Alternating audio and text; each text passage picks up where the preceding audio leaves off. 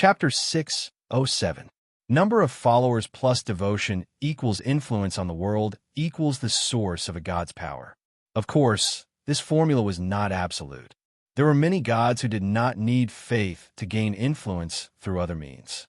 For example, the god of storms, Taros, used the fear of mortals to gain influence. The goddess of magic used the number of mortals in the magic net to gain influence. The god of death gained power from the control of souls in the underworld.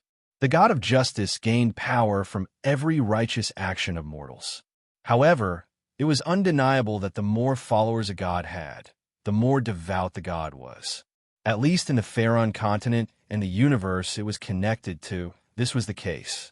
In fact, from the moment Zhang Cheng absorbed divinity, he had already met the basic requirements to accept faith. But the problem was that splitting oneself into one relatively independent entity after another, or being confined to a specific universe and unable to leave, was not the kind of god he wanted to be at all. The kind of god he wanted to be was like the Titans in the world of Azeroth, who could freely travel through the multiverse and do whatever he wanted to do. Therefore, he had never tried to spread his faith, let alone make thousands of people kneel down and shout his name. However, now a goblin had voluntarily offered his faith, and it was so devout and fanatical.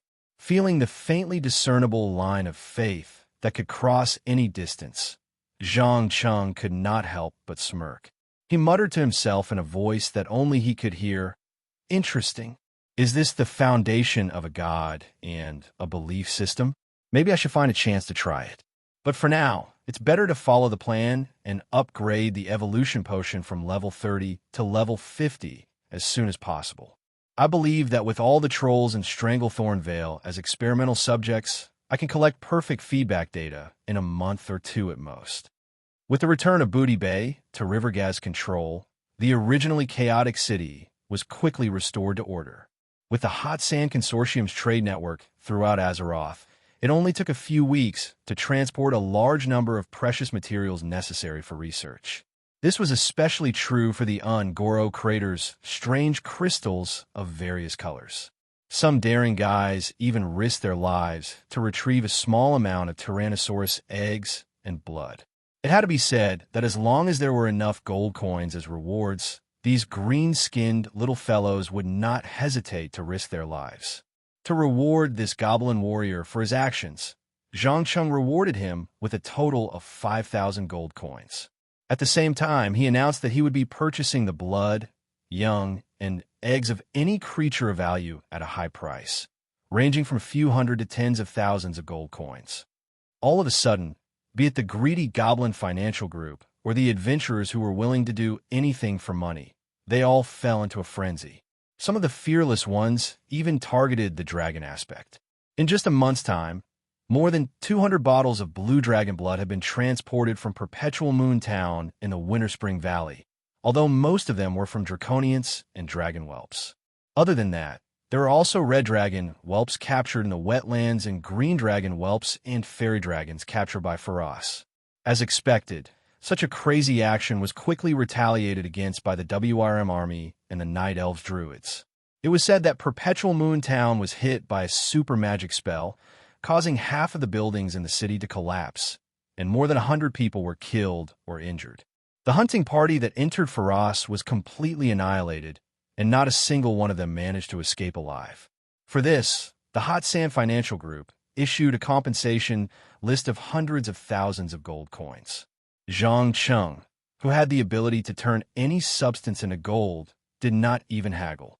He used a sea of gold coins to smash the heads of these greedy goblins, creating a few more devout believers. However, he did not put too much effort into dealing with the goblins. Instead, he hid in the temporary laboratory for almost 24 hours, improving the potion formulas based on the data he received from the feedback. At the same time, the troll tribes in Stranglethorn Vale were also undergoing drastic changes. Tribes with hundreds of people would often vanish in a thin air overnight, replaced by mutated berserkers with large bodies. They could not feel pain at all, and would kill all life they came across as if they had gone mad, until they exhausted themselves to death. There were also times when some tribes would suddenly be wiped out. Judging from the corpses left behind, it was as if they had exploded from the inside, and the ground was covered in blood and flesh. All in all, the terrifying experiments had caused many of the troll tribes to panic, and they all headed for the ancient city of Zul'Gurub in the depths of the forest to seek refuge. However, Zhang Cheng did not react to this. He did not stop the migration of the trolls, nor did he care about the abnormal restlessness in Zul'Gurub. He was fully focused on the final modification of the potion. To be precise, with a large number of experiments, he had already integrated the powerful regeneration and berserk abilities of the trolls into the new version of the potion, as well as the innate magical physique of the blue dragons and the powerful life force of the red dragons. Looking at the purple liquid in the potion bottle that shone like a gem, he suddenly turned around and asked the Tauren who was waiting at the door, "Tell me, do you desire power? Air, you're not thinking of using me for that dangerous experiment, are you?" Karla Cape took 2 steps back with a wary expression. After all, he had seen with his own eyes the tragic reactions of many poor trolls after drinking the purple potion. No, of course not. The reason why the previous ones were dangerous was because the formula was not perfected, so it required constant experimentation.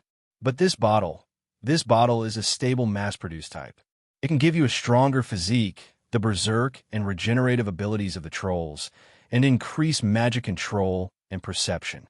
Anyway, as long as you drink it, your combat power will be greatly enhanced. How about it? Are you interested in trying it? Zhang Cheng said, persuading impatiently. Really? Karla Cape blinked her eyes. She was obviously a little tempted. Zhang Cheng replied without hesitation. Yes, I promise. Drinking it will not endanger your life. All right, then I'll try it. After receiving the guarantee that no one would die, Karla Cape gathered his courage and took the potion bottle that was not even as thick as his finger. He raised his head and drank it all. Just as he smacked his lips and recalled the strange taste that remained on his tongue, he suddenly felt his heart beat violently. Thump, thump, thump. It beat faster and faster, faster and faster.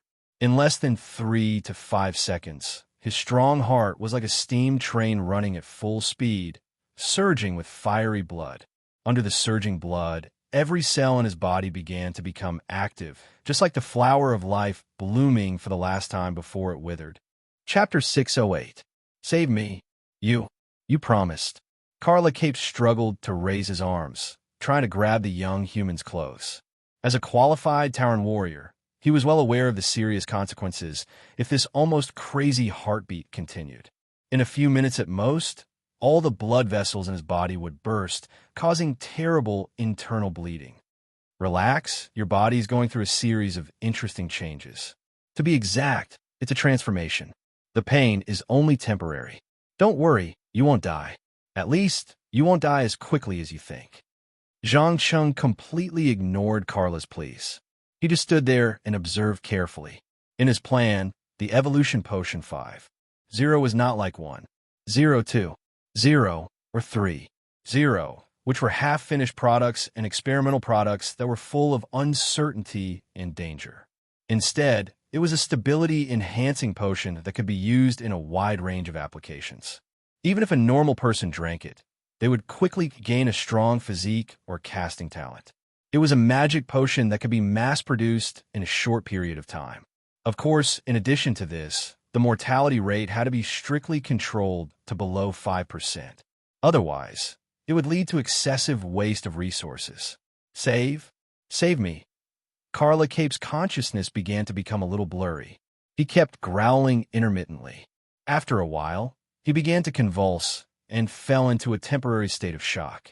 Of course, this did not mean that he would die immediately. On the contrary, the life force bursting out of this Tauren's body had far exceeded that of his own kind. He had also absorbed a large amount of arcane energy from the air and mixed it in. Although it was not like the previous versions of the evolution potion, which caused a certain degree of mutation or atavism, the power contained in the potion was better absorbed. Only a very small amount of the potion that was completely incompatible with the Tauren's physique was lost in vain. After about a few minutes, Carla Cape suddenly got up from the ground and exclaimed in disbelief, I'm not dead. Of course you're not dead.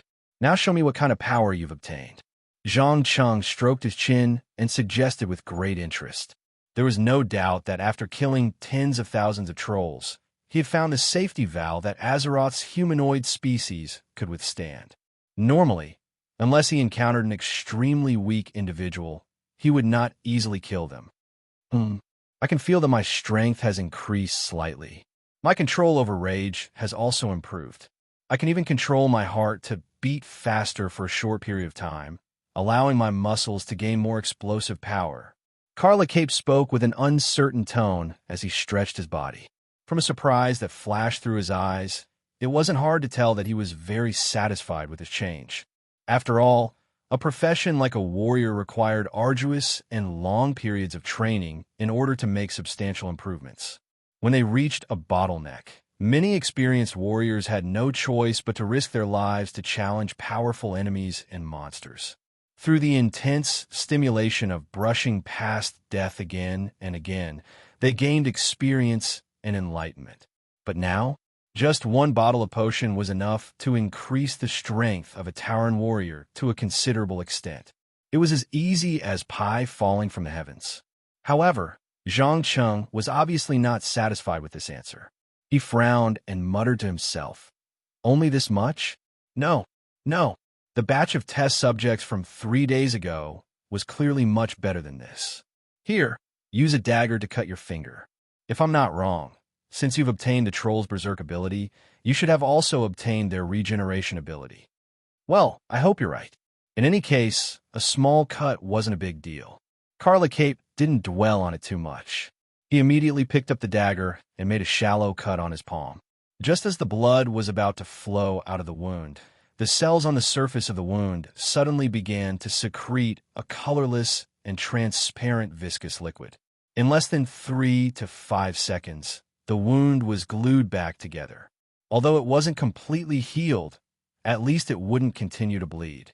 He had once fought with the forest trolls of Stranglethorn Vale, so he immediately recognized that this was a racial talent unique to the trolls.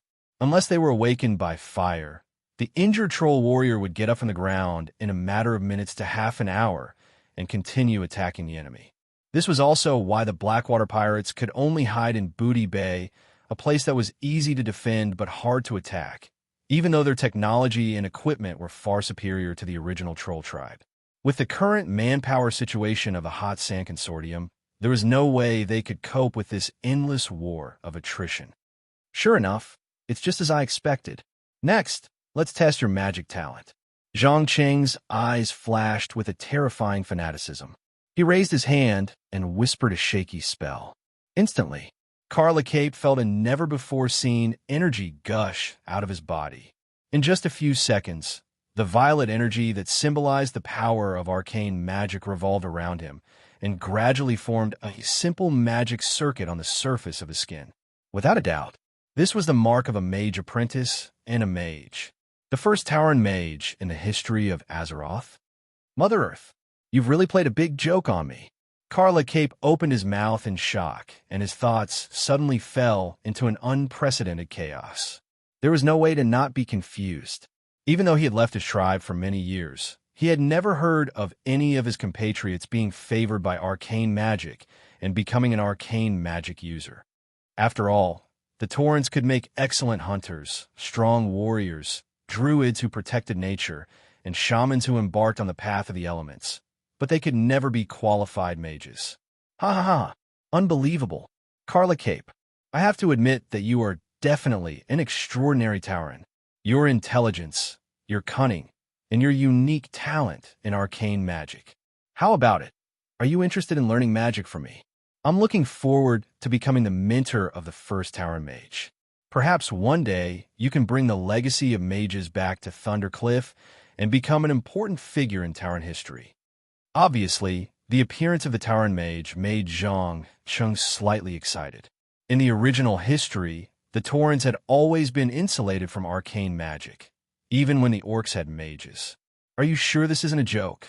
Carla Cape's mouth twitched. He, who was used to chopping people with an axe, could not imagine himself wearing a robe and holding a staff while chanting spells.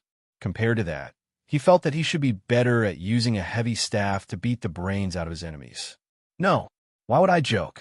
Do you think that it's easy to train a mage? Also, I didn't ask you to give up on being a warrior. Think about those two-headed ogre mages outside. Their melee destructive power is not inferior to that of a warrior. Please remember the domain name of this book, .com. Wonderful book mobile version website, .com. Chapter 609. Following the announcement that Carla Cape had officially changed from a warrior to a mage apprentice, the entire Booty Bay exploded in an instant. Whether it was the rich man Rivagaz or the senior members of the Blackwater Pirates, they were all shocked and in disbelief at the news. Especially when the former saw the tall and sturdy Tauren change into a pink mage robe. He couldn't stop laughing and almost laughed himself to death. If the latter didn't get angry and threatened to blow his head off if he dared to laugh again, Booty Bay would probably have a new leader now. In the next few days, Zhang Cheng taught the first Tauren mage in the history of Azeroth, while making the final adjustments and improvements to the Evolution Potion 5.0 formula. He also divided it into different levels. Trolls, orcs, taurens, boar people, dwarves, and centaurs with amazing endurance were divided into one level. Humans, high elves, and night elves who were slightly weaker were divided into one level. The worst gnomes and goblins were divided into one level. As for the demons, ogres, and giants with huge bodies, they didn't need the so-called safety valve at all. Based on the near 100% success rate of the Stonemer Ogre mutation, even if they drank twice, or even 3 or 4 times the first dose, their lives wouldn't be in danger. After finishing the final touches, Zhang Qing finally left Booty Bay with a small number of people under the reluctant farewell of hundreds of goblins. They boarded an airship intercepted from the Grom High Camp and slowly headed north to the Burning Plains. He planned to visit his old friend, the son of the Black Dragon King, His Highness Nefarian. Standing on the deck of this slightly shabby airship, Onyxia let the damp wind blow across her cheeks, her eyes revealing an extremely complicated expression. After such a long period of understanding, she could basically confirm that the Blackrock Spire army, led by her brother, and the colorful Draconians that were still in research were no match for this powerful and mysterious human mage. Although the two of them had been fighting for the leadership of the Black Dragon army all these years, normally speaking, they should be very happy to see each other fail. But for some reason, she didn't feel happy at all. Instead, she was a little worried for her arrogant brother. "What are you thinking about?" Zhang Qing suddenly appeared behind the Black Dragon Princess with a playful smile on his face. "No, nothing." Onyxia was undoubtedly unwilling to show her emotional and weak side in front of her enemy, so she immediately pretended as if nothing had happened. "Really? Nefarian is one of the few family members you have in this world. Don't you have anything to say to him? After all, this may be the last time you see each other." Zhang Cheng narrowed his eyes and looked directly at the Black Dragon Princess's eyes that were covered with anger and hatred. "Oomph.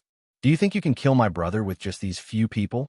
Onyxia glanced at the empty airship and sneered sarcastically. Zhang Cheng smiled nonchalantly as he pinched Nefarian's chin. "Do you think Nefarian's laughable Blackrock orcs and Dragonborn army can stop me?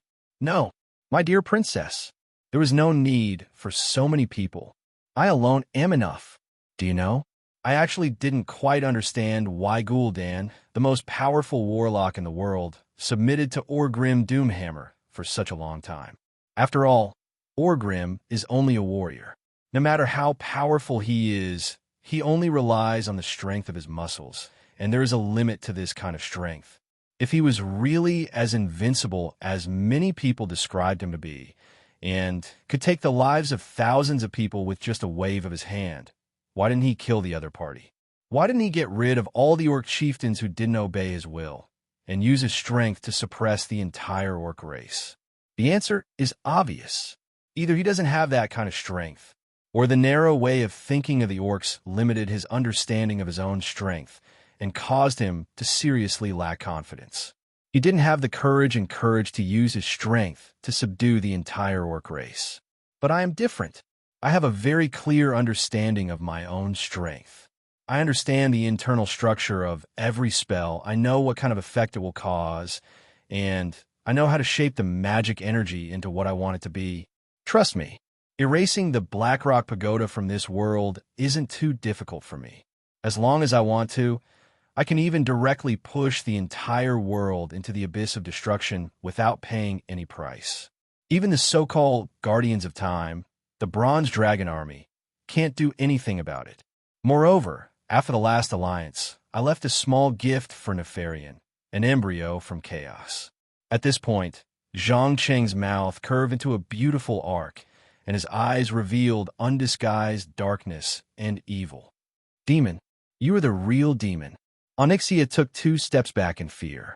Even she couldn't help but feel a strong sense of fear when she felt the aura of destruction in front of her. Thank you for the compliment. I will take it as a disguised compliment. In my eyes, the low standards of good and evil, right and wrong, have long been outdated. Only the strong and the weak, the winner and the loser, are the most basic standards of dividing factions. Think about it. If the entire Azeroth was taken over by the Burning Legion, all creatures would either be killed or corroded by evil energy. Every living being would follow the values set by the Dark Titan Sardris. Then what is justice and what is evil? Remember, before you reach the Blackstone Spire, you have one last chance to choose. Please don't think that my patience is limitless. As the last word left his mouth, Zhang Cheng placed one hand on his chest and bowed slightly. He turned and disappeared at the end of the stairs that led to the lower levels of the ship. Onyxia only heaved a sigh of relief when he was completely gone. She rubbed her swollen forehead and muttered to herself, "Looks like I don't have much time left. Choose." What a joke. You speak as if I really have a choice. Mistress, perhaps we could try to send a message to your brother and let him be prepared. The young black dragon Embo Stark lowered his voice and carefully suggested, "No, idiot. Do you think that I'm dying too slowly? We can't risk angering him. On the contrary, for the continuation of the Black Dragon Army, no matter if it's you or me, we can't do anything substantial to resist." Onyxia reprimanded fiercely, "But I'm not willing to be enslaved like this. You saw it too. He only wants to use your bloodline to create his own dragon army. If this goes on, we will die sooner or later." Die? No, as long as I'm alive, the Black Dragon Army will never die. What we need now is patience and forbearance. When my father, Deathwing, appears again, this human will pay the price for his actions. Chapter 610. The primitive goblin airship wasn't very fast, but the advantage was that it could travel continuously for 24 hours without stopping. It didn't have to worry about terrain restrictions, nor did it have to worry about encountering all kinds of monsters and bandits. Only when they occasionally encountered curious birds would they come over to take a look at this ugly big guy. However, after a dull journey that lasted for more than a week, an uninvited guest finally arrived at the Blackrock Spire. Damn it, I warned you last time. Don't interfere with the correct history. As soon as the silver-haired dwarf appeared, she immediately put on a look of condemnation. She was none other than the bronze dragon that he had met not long ago. Chromie, are you talking to me? Zhang Cheng pursed his lips and asked with a smile. Without a doubt, he knew very well why he had attracted the attention of the bronze dragon. The reason was simple. The upper levels of the Blackrock Spire that Nefarian ruled were actually related to a very important point in time, the Second War of the Shifting Sands. Perhaps in the game, the players were the heroes that saved Azeroth from danger time and time again, but in reality, the person who reforged the staff of the Shifting Sands wasn't a player, but a priestess of the Night Elves, Hiloma. In the near future, she would lead a powerful mercenary army to find the fragments of the staff of the Shifting Sands one by one. One of the most important fragments was kept by the Red Dragon Valestras. Later, it was captured by Nefarian and imprisoned in the upper levels of the Blackrock Spire. Naturally, the fragment also fell into the hands of the Black Dragon Prince. In other words, whether it was the fallen Valestras or the Black Dragon Prince Nefarian, they both had to die in the hands of Hiloma. Otherwise, there would be unpredictable changes in the timeline. After all, this wasn't a small matter like the coup in Darkshire. It was related to the seal of the ancient god Thun, related to the cooperation between the Alliance and the Horde, and even a series of important turning points. It could be said that before the Doomsday Lord Kazak reopened the Dark Portal, there was nothing in the whole of Azeroth that could compare to the upcoming Second War of the Shifting Sands. Strictly speaking, Chromie wasn't a rigid bronze dragon, and under normal circumstances, he wouldn't mind a slight deviation in the timeline he was guarding. But at an important time point, like the War of Shifting Sands, he couldn't allow any accidents to happen. Thinking of this, she raised the staff that was much taller than herself and knocked it on the deck. She gritted her teeth and roared, "Stop pretending. Tell me, what do you want to do?" As you can see, for the sake of love and justice, I intend to destroy Nefarian and his cruel and evil experiments to make the world a better place, Zhang Chung replied, pretending to be a good guy. Huh, love and justice? Are you trying to make me laugh? Don't think I don't know that most of Nefarian's current experiments are inspired by you. Chromie curled his lips in disdain. Ha ha, fine. I admit that I'm not a good person, and I will never be a good person. Also, you don't have to worry about reforging the Quicksand Scepter. I won't cause any serious disruption to the timeline, and I won't wantonly destroy the Blackrock Spire. I'm only preparing to use Nefarian's blood and life to create a divine artifact. Zhang Cheng laughed as he revealed the true purpose of this trip. Chromie raised his eyebrows in surprise. Are you sure you want to kill the Black Dragon Prince? That's right. He's going to die sooner or later anyway. There's no difference between dying at the hands of others and dying in my hands. As for the fragments of the Quicksand Scepter, I'm not interested in them at all. You can take them away, or just give them to Sherloma. After saying this, Zhang Chung casually handed over a bottle of strong rum that he had brought from Booty Bay. Chromie, who was still in his midget form, took the bottle, raised his head, and gulped it down. Only then did he take a deep breath and warn in a very serious tone, I will monitor your every move in the city. Remember, if you do anything that crosses the line, I will immediately treat it as a threat and take countermeasures. Zhang Chung shrugged nonchalantly. Of course. Do as you wish. Then it's a deal. After receiving a guarantee, Chromie was obviously relieved. Although she looked aggressive on the surface, she was actually not confident at all. She did not think that she could win in a battle.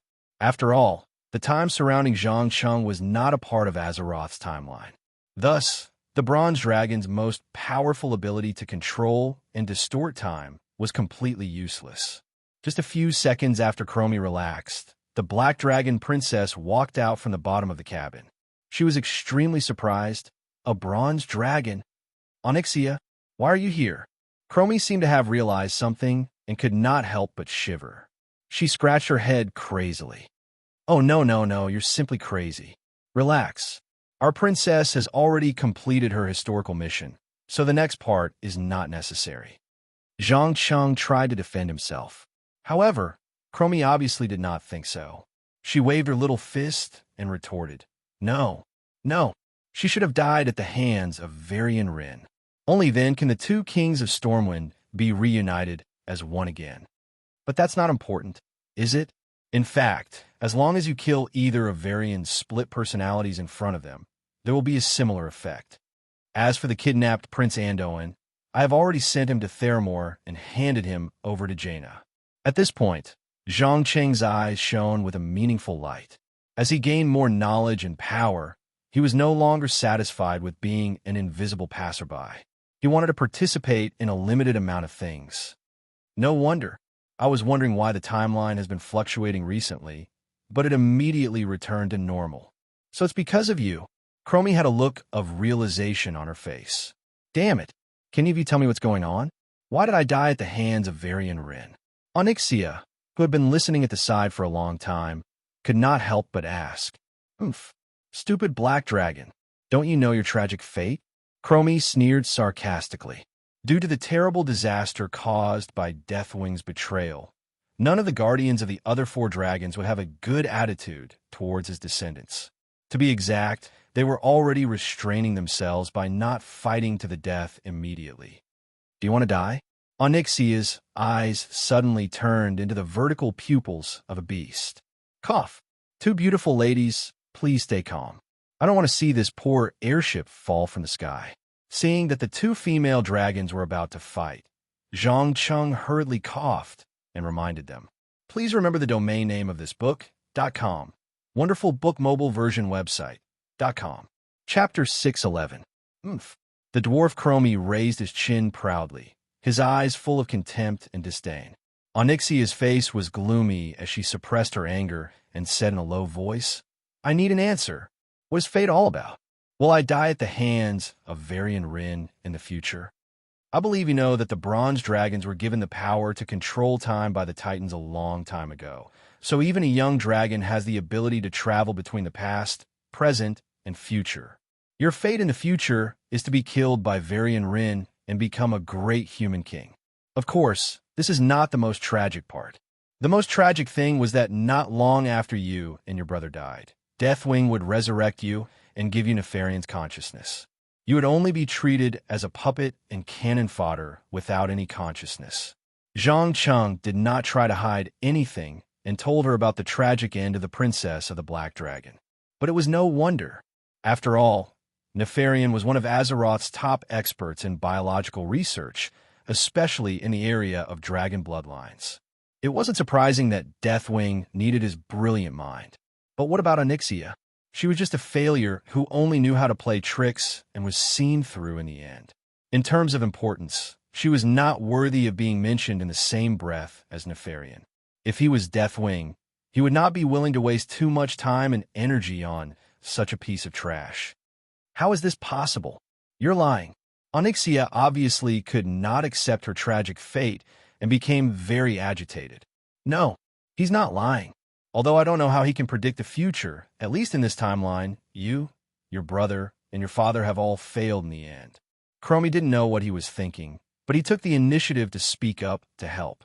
Zhang Cheng looked at him meaningfully and shrugged with a smile.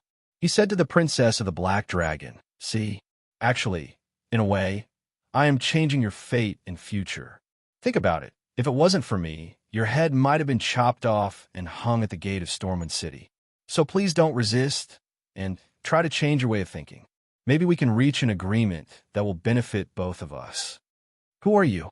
How do you know so much? Onyxia forced herself to calm down, her eyes shining with a strong sense of vigilance. Me? I come from another world. If you're willing to sign a contract, I can even take you away from here. Zhang Cheng pretended to be mysterious as he explained. Wait, you can take her away? Chromie's eyes widened in shock. Yes, if you're disappointed with the future of the Bronze Dragon Army, you can sign a contract with me and choose to leave instead of being buried with Nozdormu. Although many people say that running is a coward, but to escape when you're desperate, it is not a kind of luck. Zhang Cheng lowered his voice as he tried to tempt Onyxia. When Chromie heard the news, he fell into a state of inexplicable sluggishness for a short while. But soon, he shook his head vigorously. There's no need. I now. Thank you. As soon as she quickly ran into the lower level of the cabin, as if she was running away from something. Watching the adorable midget bronze dragon disappear from his sight, the corners of Zhang Cheng's mouth curled up slightly. With a playful look, he muttered to himself, I smell the scent of fear, hesitation, and hesitation. Believe me, dear Chromie, these things will take root in your heart and grow into a towering tree little by little. When that time comes, I won't have to look for you. You will come to me. Do you want to get her? Onyxia was keenly aware of this. She narrowed her eyes and probed. Why not? I've studied the blood of the bronze dragon and found that these interesting creatures have undergone many strange changes due to hiding in the timeline for a long time. If one day the dragon aspects of Azeroth lose the authority granted by the Titans, then these changes will come in handy. After saying that, Zhang Cheng raised his hand to stroke his hair that was messed up by the wind and looked up to stare at the figure at the top of the Black Rock Tower, not far away. Needless to say, the son of the Black Dragon King, Nefarian, had already discovered him and his sister at the same time. Under the powerful deterrence of a top dragon, the goblins in charge of operating the airship quickly fell into unprecedented chaos and fear. They couldn't concentrate at all and screamed crazily as they ran around. Two of them even jumped from a height of thousands of meters and became meat pies. Even a towering warrior like Carla Cape couldn't help but tremble and ask with a trembling voice, Will we die? Don't worry, my dear apprentice, you'll be fine. I'm still counting on you to bring the mage's legacy back to Thundercliff and look forward to seeing an army of towering spellcasters one day. Zhang Cheng patted Carla Cape's pink, mage robe and comforted her. It had to be said that the pink that symbolized a young girl's heart and the muscular body of a Tauren didn't look out of place at all. Instead, it gave off a very cute contrast. As for whether Carla Cape would feel a strong sense of shame, that wasn't within the scope of his consideration. According to the principle that an apprentice had to follow the orders of their mentor 100%, even if Zhang Cheng took out a Gothic princess dress, the first Tauren mage in the history of Azeroth would still have to wear it. You better be careful. My brother's dragon breath contains powerful shadow energy. If you're not careful, you'll be burned to ashes. Onyxia suddenly reminded. I know, but still thank you. Looks like you've already made your choice, haven't you? As the last word left his mouth, he blurted out. Zhang Cheng borrowed the power of magic and soared into the air, flying towards the room at the top of the Blackrock Tower. Two young black dragons tried to fly over to intercept him, but were stopped by Nefarian. As he got closer and closer, he could vaguely see that this black dragon prince had a hideous scar on his handsome face. His left eye had been attacked by some unknown monster and was permanently blind. After landing steadily on the balcony, Zhang Cheng immediately greeted him with a smile. Good afternoon, Your Highness. Looks like you've received the little gift I left behind. How do you feel? Is it especially crazy and irritable? Despicable mortal.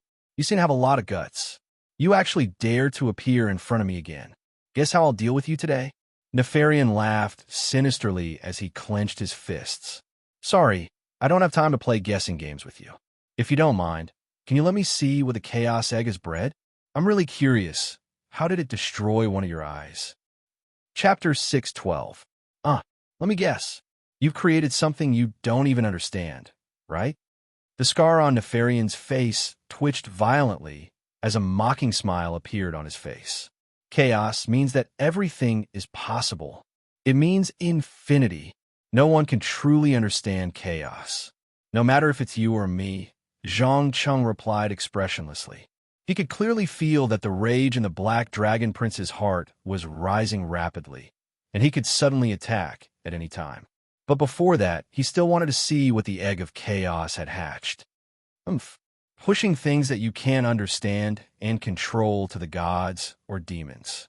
Typical thinking of mortals. However, since you've provided an interesting research direction, I've decided to let you see Marlois with your own eyes before you die. Nefarian sneered as he raised his arm and waved at the only entrance that led to the basement behind him. Creak, creak, creak, accompanied by the sound of grinding gears. A huge iron fence slowly rose, and a 10-meter-tall behemoth walked out from it. It had a hideous head like an abyssal lord, and its body was bloated like a huge oval body. However, it didn't have any limbs. Instead, it had countless tentacles, and at the end of each tentacle was a bone-chilling sharp barb. Needless to say, once caught, one's flesh would be torn apart. Perhaps the scar on the Black Dragon Prince's face was caused by this thing. Apart from that, the surface of its huge body was densely covered in red, blue, green, yellow, and black scales. As there was no fixed order, it looked like stripes from afar. Oh God, it's really ugly. I really don't want to admit that I created this thing myself. Zhang Cheng raised his eyebrows and muttered to himself. Clearly, with the conflict between the two completely different experimental materials, the Devil's Blood and the Dragon Guardian's body, and the stimulation of the ring-shaped mountain water crystal from the Titan biotechnology, order and chaos finally fused into one to form chaos. And this monster, named Marlowe by the Black Dragon Prince, was born from chaos. It had no intelligence or thoughts, and its brain was filled with a crazy desire to destroy and destroy. It was the most ideal tool for war. Of course, the prerequisite was that he had to think of a way to distinguish between friend and foe. Ugly? No, pitiful mortals. You don't know how to appreciate it. In my opinion, Marlos was the most beautiful creature in the world. Not only did he perfectly fuse with the powers of the guardian dragons, but he also allowed the evil energy of the Burning Legion to flow through his veins. If it weren't for the fact that it's hard to control, I would definitely use it as a blueprint to create an endless army capable of conquering the world. Nefarian spread his arms and revealed his ambition. As someone who had lost an eye in the first battle, he was well aware of how terrifying this behemoth's strength was. In front of Marlos, the so-called advantage in numbers was as laughable as a large group of ants charging towards a colossus. No matter how many there were, they wouldn't be able to cause him any harm. Zhang Cheng shrugged indifferently and teased. Conquer the world? What a childish and ridiculous idea. If you knew Azeroth well enough, you would know that, strictly speaking, destroying it wasn't too difficult, but conquering it was absolutely impossible. This planet already had its own consciousness. Besides, I've seen the monsters hatched by chaos. It's time to use your blood and life to forge a weapon that truly belongs to me. Arrogant. Marlos, kill him for me. Nefarian laughed coldly as he raised the hammer in his hand that was emitting powerful magical energy, Locomere Illumincy, and shot out a shocking amount of shadow energy. Roar! The huge monster immediately opened its bloody mouth and let out a low roar, following which it began to chase after the shadow energy. Wow, looks like you've already researched a few ways to control it. But unfortunately, this little trick is useless against me. Zhang Cheng immediately put up a shadow energy barrier, and through his powerful mind ability, he quickly invaded the monster's violent and chaotic mind. He had been in a similar state before, so he knew what to do. In fact, he didn't need to completely control the monster's mind. He just needed to increase the Black Dragon Prince's aggro level. In less than 2 or 3 seconds, Marlos, who was originally charging towards him, stopped in his tracks and slowly turned around. He stared at Nefarian with eyes full of hatred and anger. Before Nefarian could react, he jumped up and pounced, using hundreds of tentacles to grab him tightly. He opened his mouth that was dripping with acidic saliva and bit him. Damn it! How dare you! The Black Dragon Prince, who was suddenly attacked, immediately returned to his dragon form. He flapped his wings and slapped the monster's head, trying to push it away. Roar! But Marlos had already gone berserk. He didn't fear pain at all. His sharp barbs easily pierced through the sturdy dragon scales and deeply into the flesh. At the same time, he opened his mouth and spat out a lethal golden flame. Even though the black dragon had very high magic resistance and was immune to most flames, this flame scared Nefarian so much that he quickly dodged to the side. All the scales and muscles that had been burned by the flames were rapidly aging and dying. Without a doubt, this was no ordinary flame. It was a flame that contained the bronze dragon's power of time. By speeding up the flow of time, it made the enemy experience the pain of rapid aging and death. Seeing this scene, Zhang Cheng immediately revealed a playful smile. He sighed softly. The flame contains the flow of time. How unbelievable! My dear prince, it seems like you shot yourself in the foot. I just reminded you that chaos means infinity. It means that everything is possible.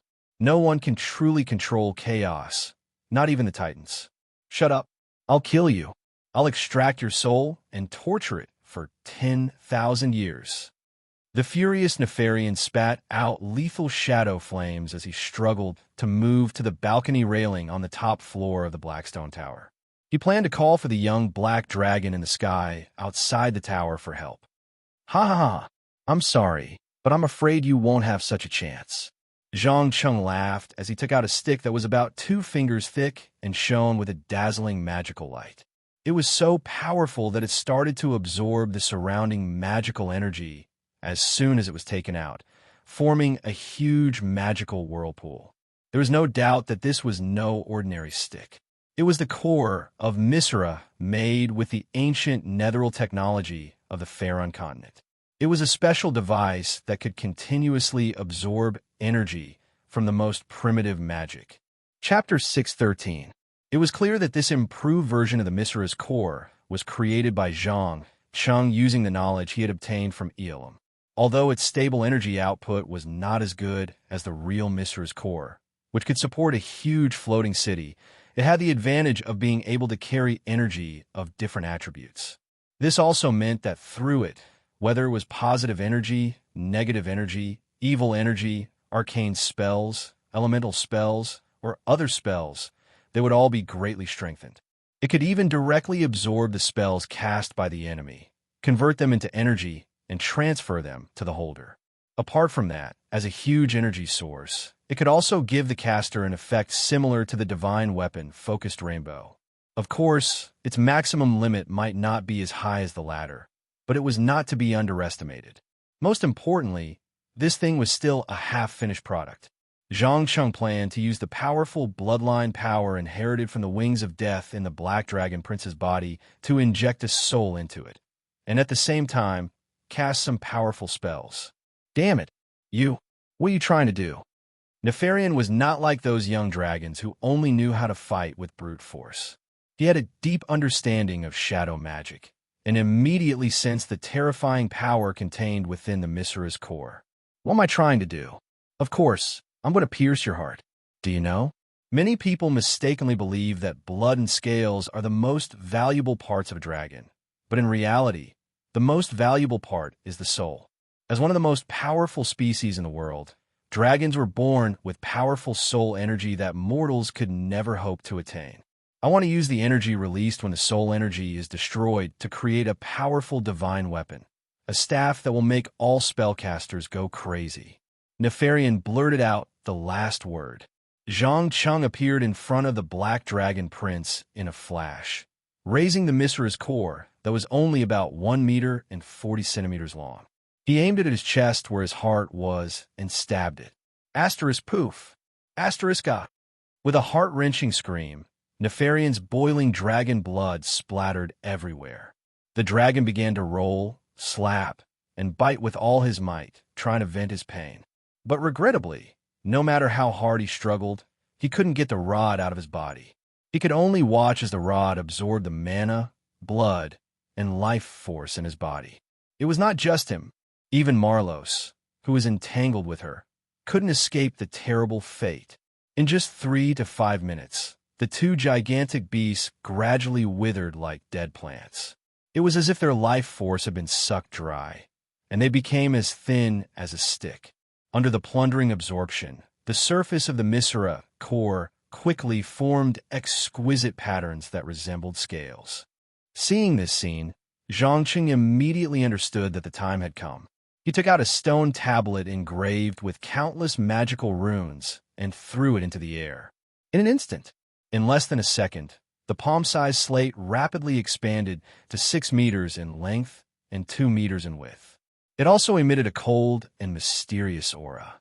Without any hesitation, he immediately began to chant an incantation, activating the runes on the stone slab one by one. Every time one of them was activated, the rune would disappear from the slate and reappear in the huge crystal embedded at the top of the core of Misra. Not long after, hundreds and thousands of runes were neatly arranged in a certain sequence. The moment the last rune was engraved, the crystal fiercely released a terrifying energy storm, directly tearing apart the Black Dragon Prince and Marlos' dying bodies. Through the magical vision, one could clearly see that their souls were being torn apart by a terrifying force, bursting with unimaginable soul energy. Even a powerful magical weapon like Locomere Illumincy could not withstand the pillar. In the blink of an eye, it shattered into tiny particles, slowly being absorbed by the awakening divine weapon. No, let me go. You damned lunatic. My father will not let you go. Nefarian's soul roared in midair. Your father?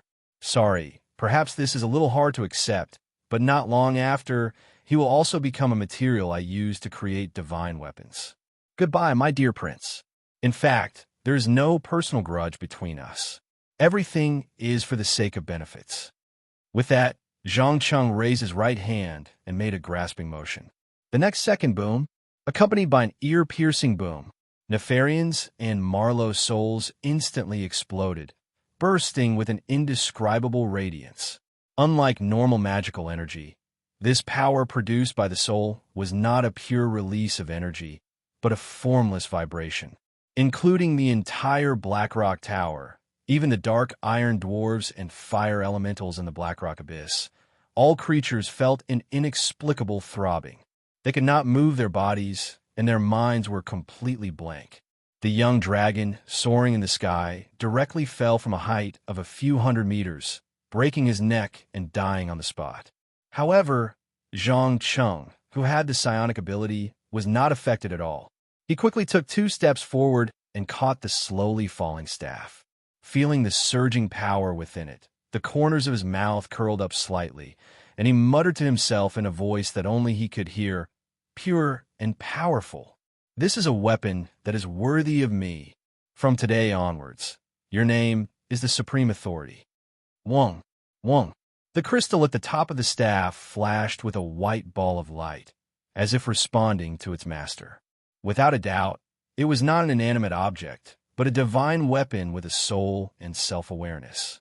Hee, looks like you like your new name, don't you? Don't worry, I know you're like me, with an insatiable ambition.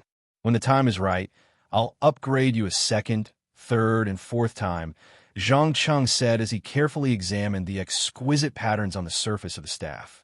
After all, Nefarian had many powerful magical items on him, some of which were made of extremely hard elementium ingots.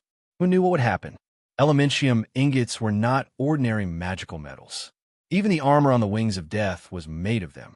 Generally speaking, just a few pieces were enough to make the top blacksmiths of Azeroth go wild with joy, and they would be able to create a true divine weapon. The Supreme Authority was completely black, and the exquisite magic patterns on the surface would occasionally flash with a violet light. The crystal at the top was a special material created out of thin air using alchemy. In order to better accommodate and convert different types of energy, a trace of divinity had been injected into it. Finally, the explosion of the elementium ingots and the dragon soul would produce soul energy in an instant, so it had the ability to amplify the power of the mind.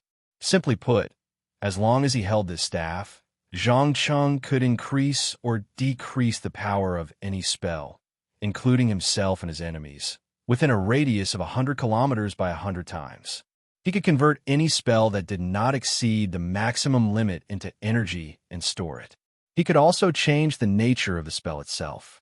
For example, a fireball would become an ice ball, an arcane bullet would become a shadow bullet, a holy bullet. Please remember the domain name of this book.com, the mobile version of this book.com. Chapter 614. Constant true knowledge, constant high acceleration, constant high invisibility, constant form transformation, constant high dispel magic. Apart from the main functions, Zhang Cheng also added dozens of permanent spell effects to the Overgod Authority, making it more versatile and able to deal with all kinds of situations. Especially the constant form transformation, which allowed the staff to change its appearance at will, even turning it into a sharp longsword or scimitar. This was because after the surface was covered with a layer of special origin substance ingots, its sturdiness would not be inferior to the legendary divine artifacts. Of course, not many wizards would be stupid enough to use a staff to fight a skilled warrior. This is your goal? To create a powerful divine artifact? It was unknown when Onyxia had recovered from the shock of the soul explosion. She stood beside Nefarian's shattered corpse with a hint of sadness in her eyes. Never in her wildest dreams would she have thought that her once insufferably arrogant elder brother would actually die in such a miserable manner. That's right. In fact, according to the original plan, I wanted to use your father's wings of death to complete the Overgod Authority, but unfortunately, I can't wait that long, so I have to make do with Nefarian first. I have to say, his soul is really powerful to be able to awaken the consciousness of the divine artifact in one go. Zhang Cheng gently stroked the crystal at the top of the staff, a satisfied smile appearing on his face. There was no way he could not be satisfied. It was important to note that the Supreme Authority was not a normal staff in Azeroth. It was an amplifier and storage device that was compatible with any type of magical energy. No matter which world it was, as long as there was magical energy, it could be of great use. Even in places like Pharaon with a magic net, it could become even more powerful and even temporarily take control of the magic net from the goddess of magic. Onyxia nodded thoughtfully and continued to ask, "You said you could take me out of this world. Can you explain the details?" "I can only tell you that it's not as troublesome as you think. Sign a contract, and after I leave Azeroth, I'll be able to summon you in my own world, just like with Koro Korba." As he spoke, Zhang Cheng glanced at Chromie, who had just jumped down from the airship with a faint smile on his face. This somewhat sneaky bronze dragon was pretending to be serious as she rummaged through the Black Dragon Prince's treasury for fragments of quicksand. However, from her casual movements, it was obvious that she was eavesdropping on the conversation. "Contract? What kind of contract?" Onyxia frowned subconsciously. "Of course it's a soul contract. You have to hand over a part of your soul to me, and from then on, I will be your master." Zhang Cheng didn't hide his ambition and purpose at all, and gave a straightforward answer. Although he himself did not understand how the Dragon Prince's power, he did not know how the Dragon's power could, and how a Dragon could be teleported. "Damn it. You mean I have to become your slave before I can leave?" Onyxia's eyes flashed with anger. No one was willing to hand their fate over to another person, let alone the arrogant and rebellious Black Dragon Princess. Zhang Cheng smiled and shrugged his shoulders. He teased, "Slave? Don't make it sound so bad. In my eyes, this is just a special way of working together. Also, do you think you have a choice now? Do you believe that if you reject my offer, you will be captured by the Bronze Dragon army and sent to Varian Rin to be killed? Don't be so picky if you don't want to die. You will really do that?"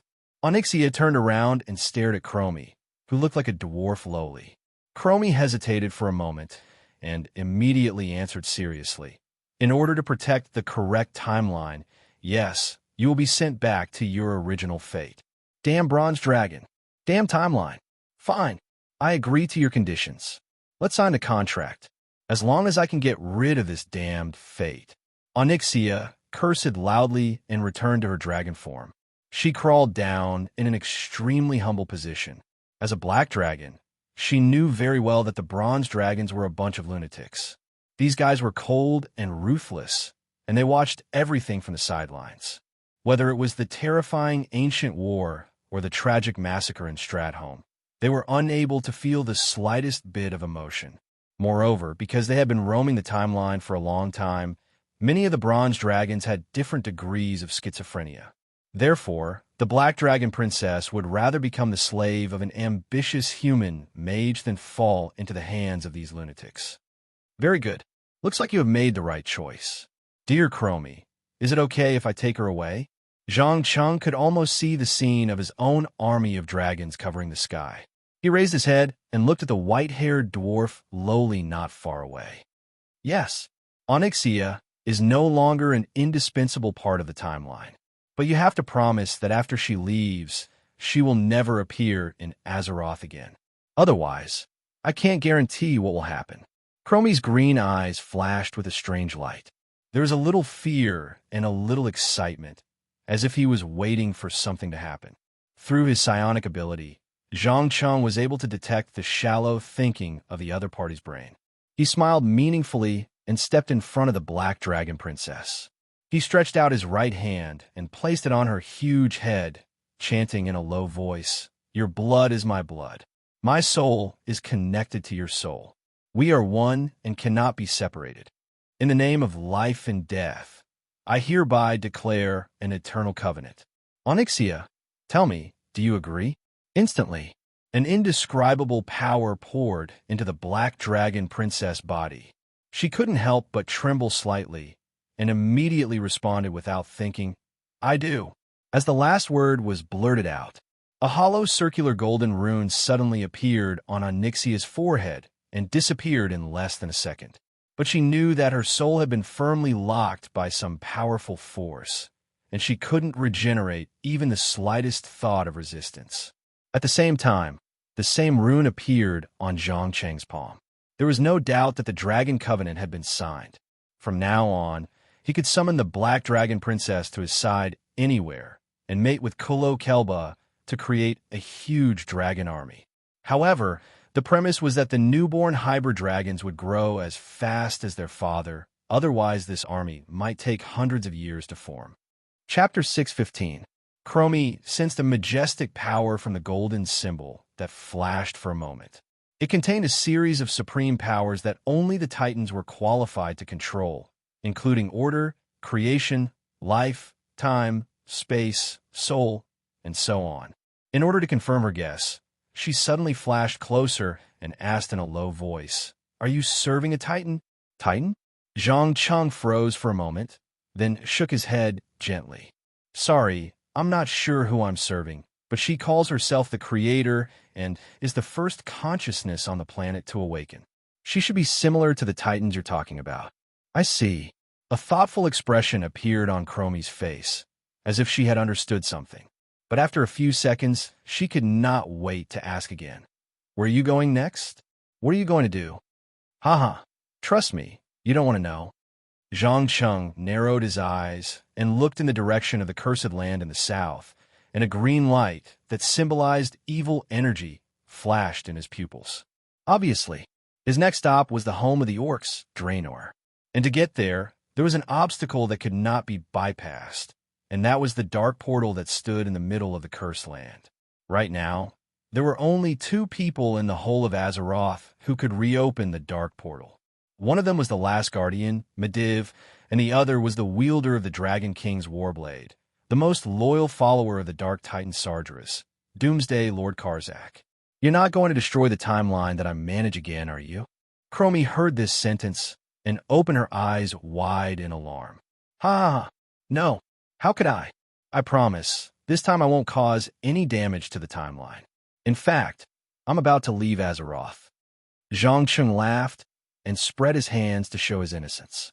He would not tell her that he planned to tear a small hole in the dark portal before the Second War of the Shifting Sands began and teleport to find the King of the Outlands, Illidan's Stormrage, to cooperate and see if he could get a few drops of water from the Well of Eternity.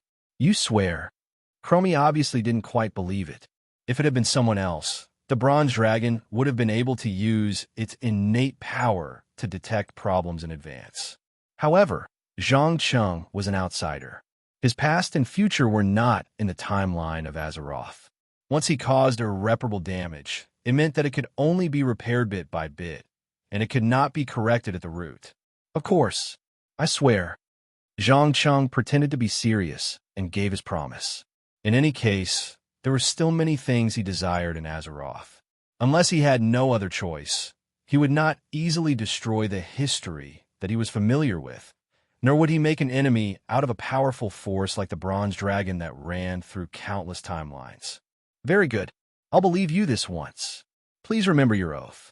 Chromie grabbed the red fragment of the quicksand scepter and rose into the air, turning into a huge bronze dragon. It drew a golden light in the sky and quickly disappeared without a trace. Looking at the remaining time disorder in the air, Zhang Cheng smiled and said to himself, "Goodbye, dear Chromie.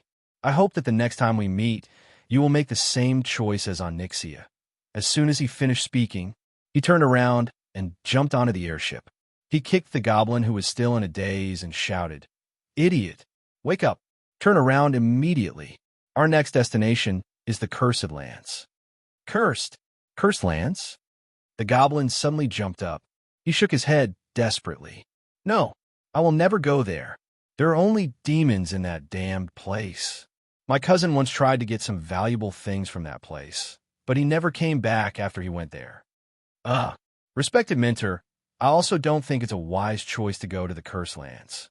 I once heard from a passing orc scout in Hidden Treasure Bay that there's a powerful demon lord in the depths of the Rotten Traces.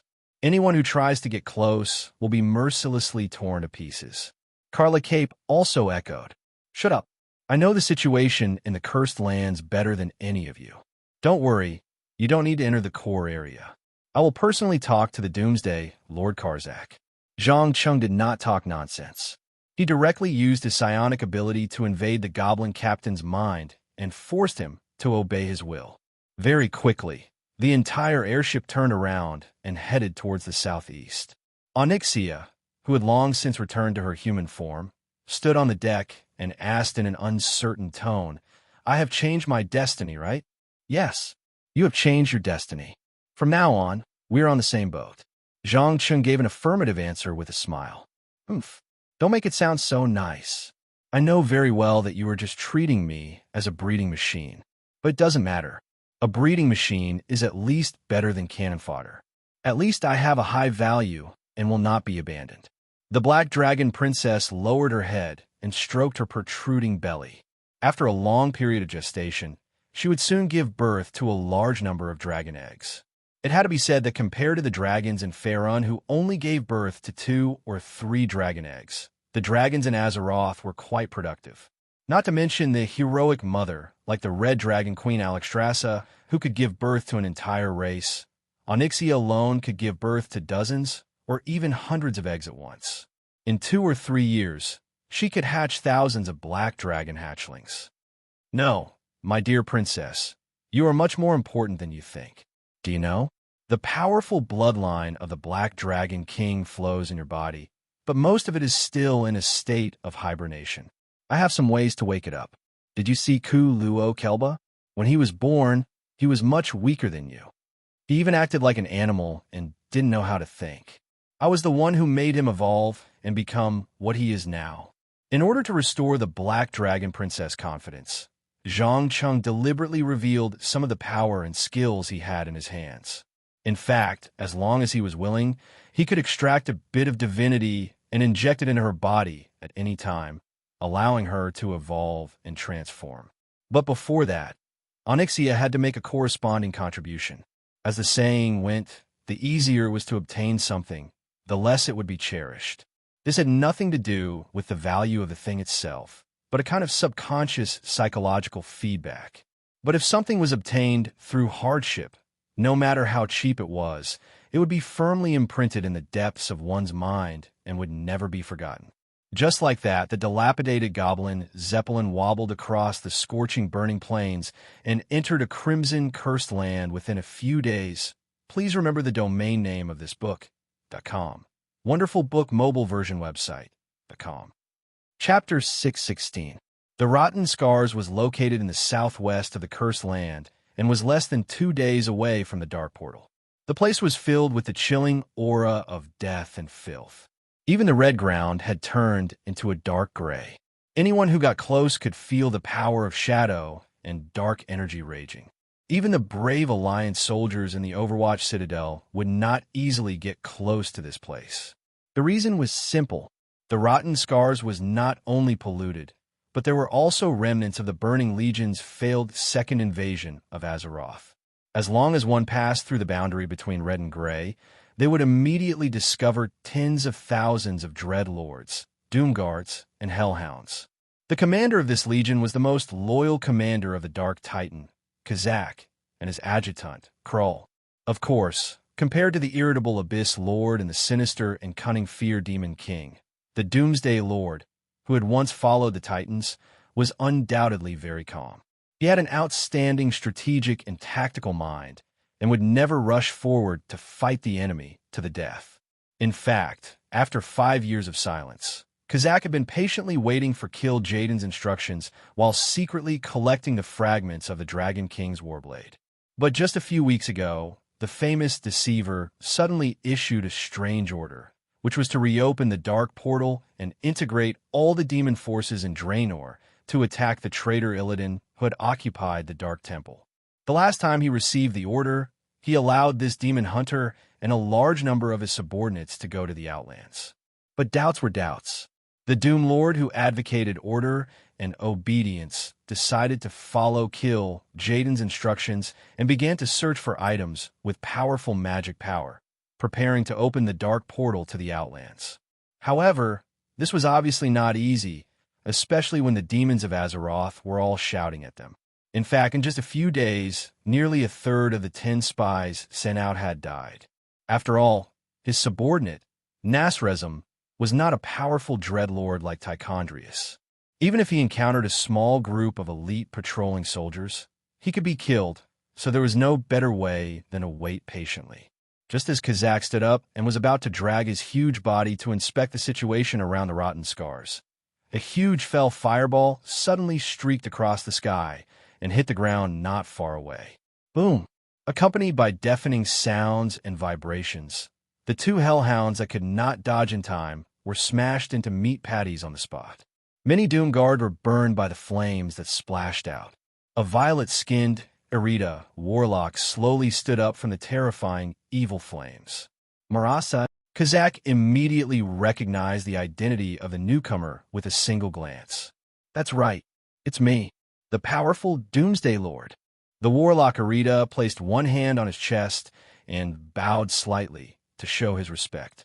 Obviously, the visitor was none other than the completely demonized Zhang Chung.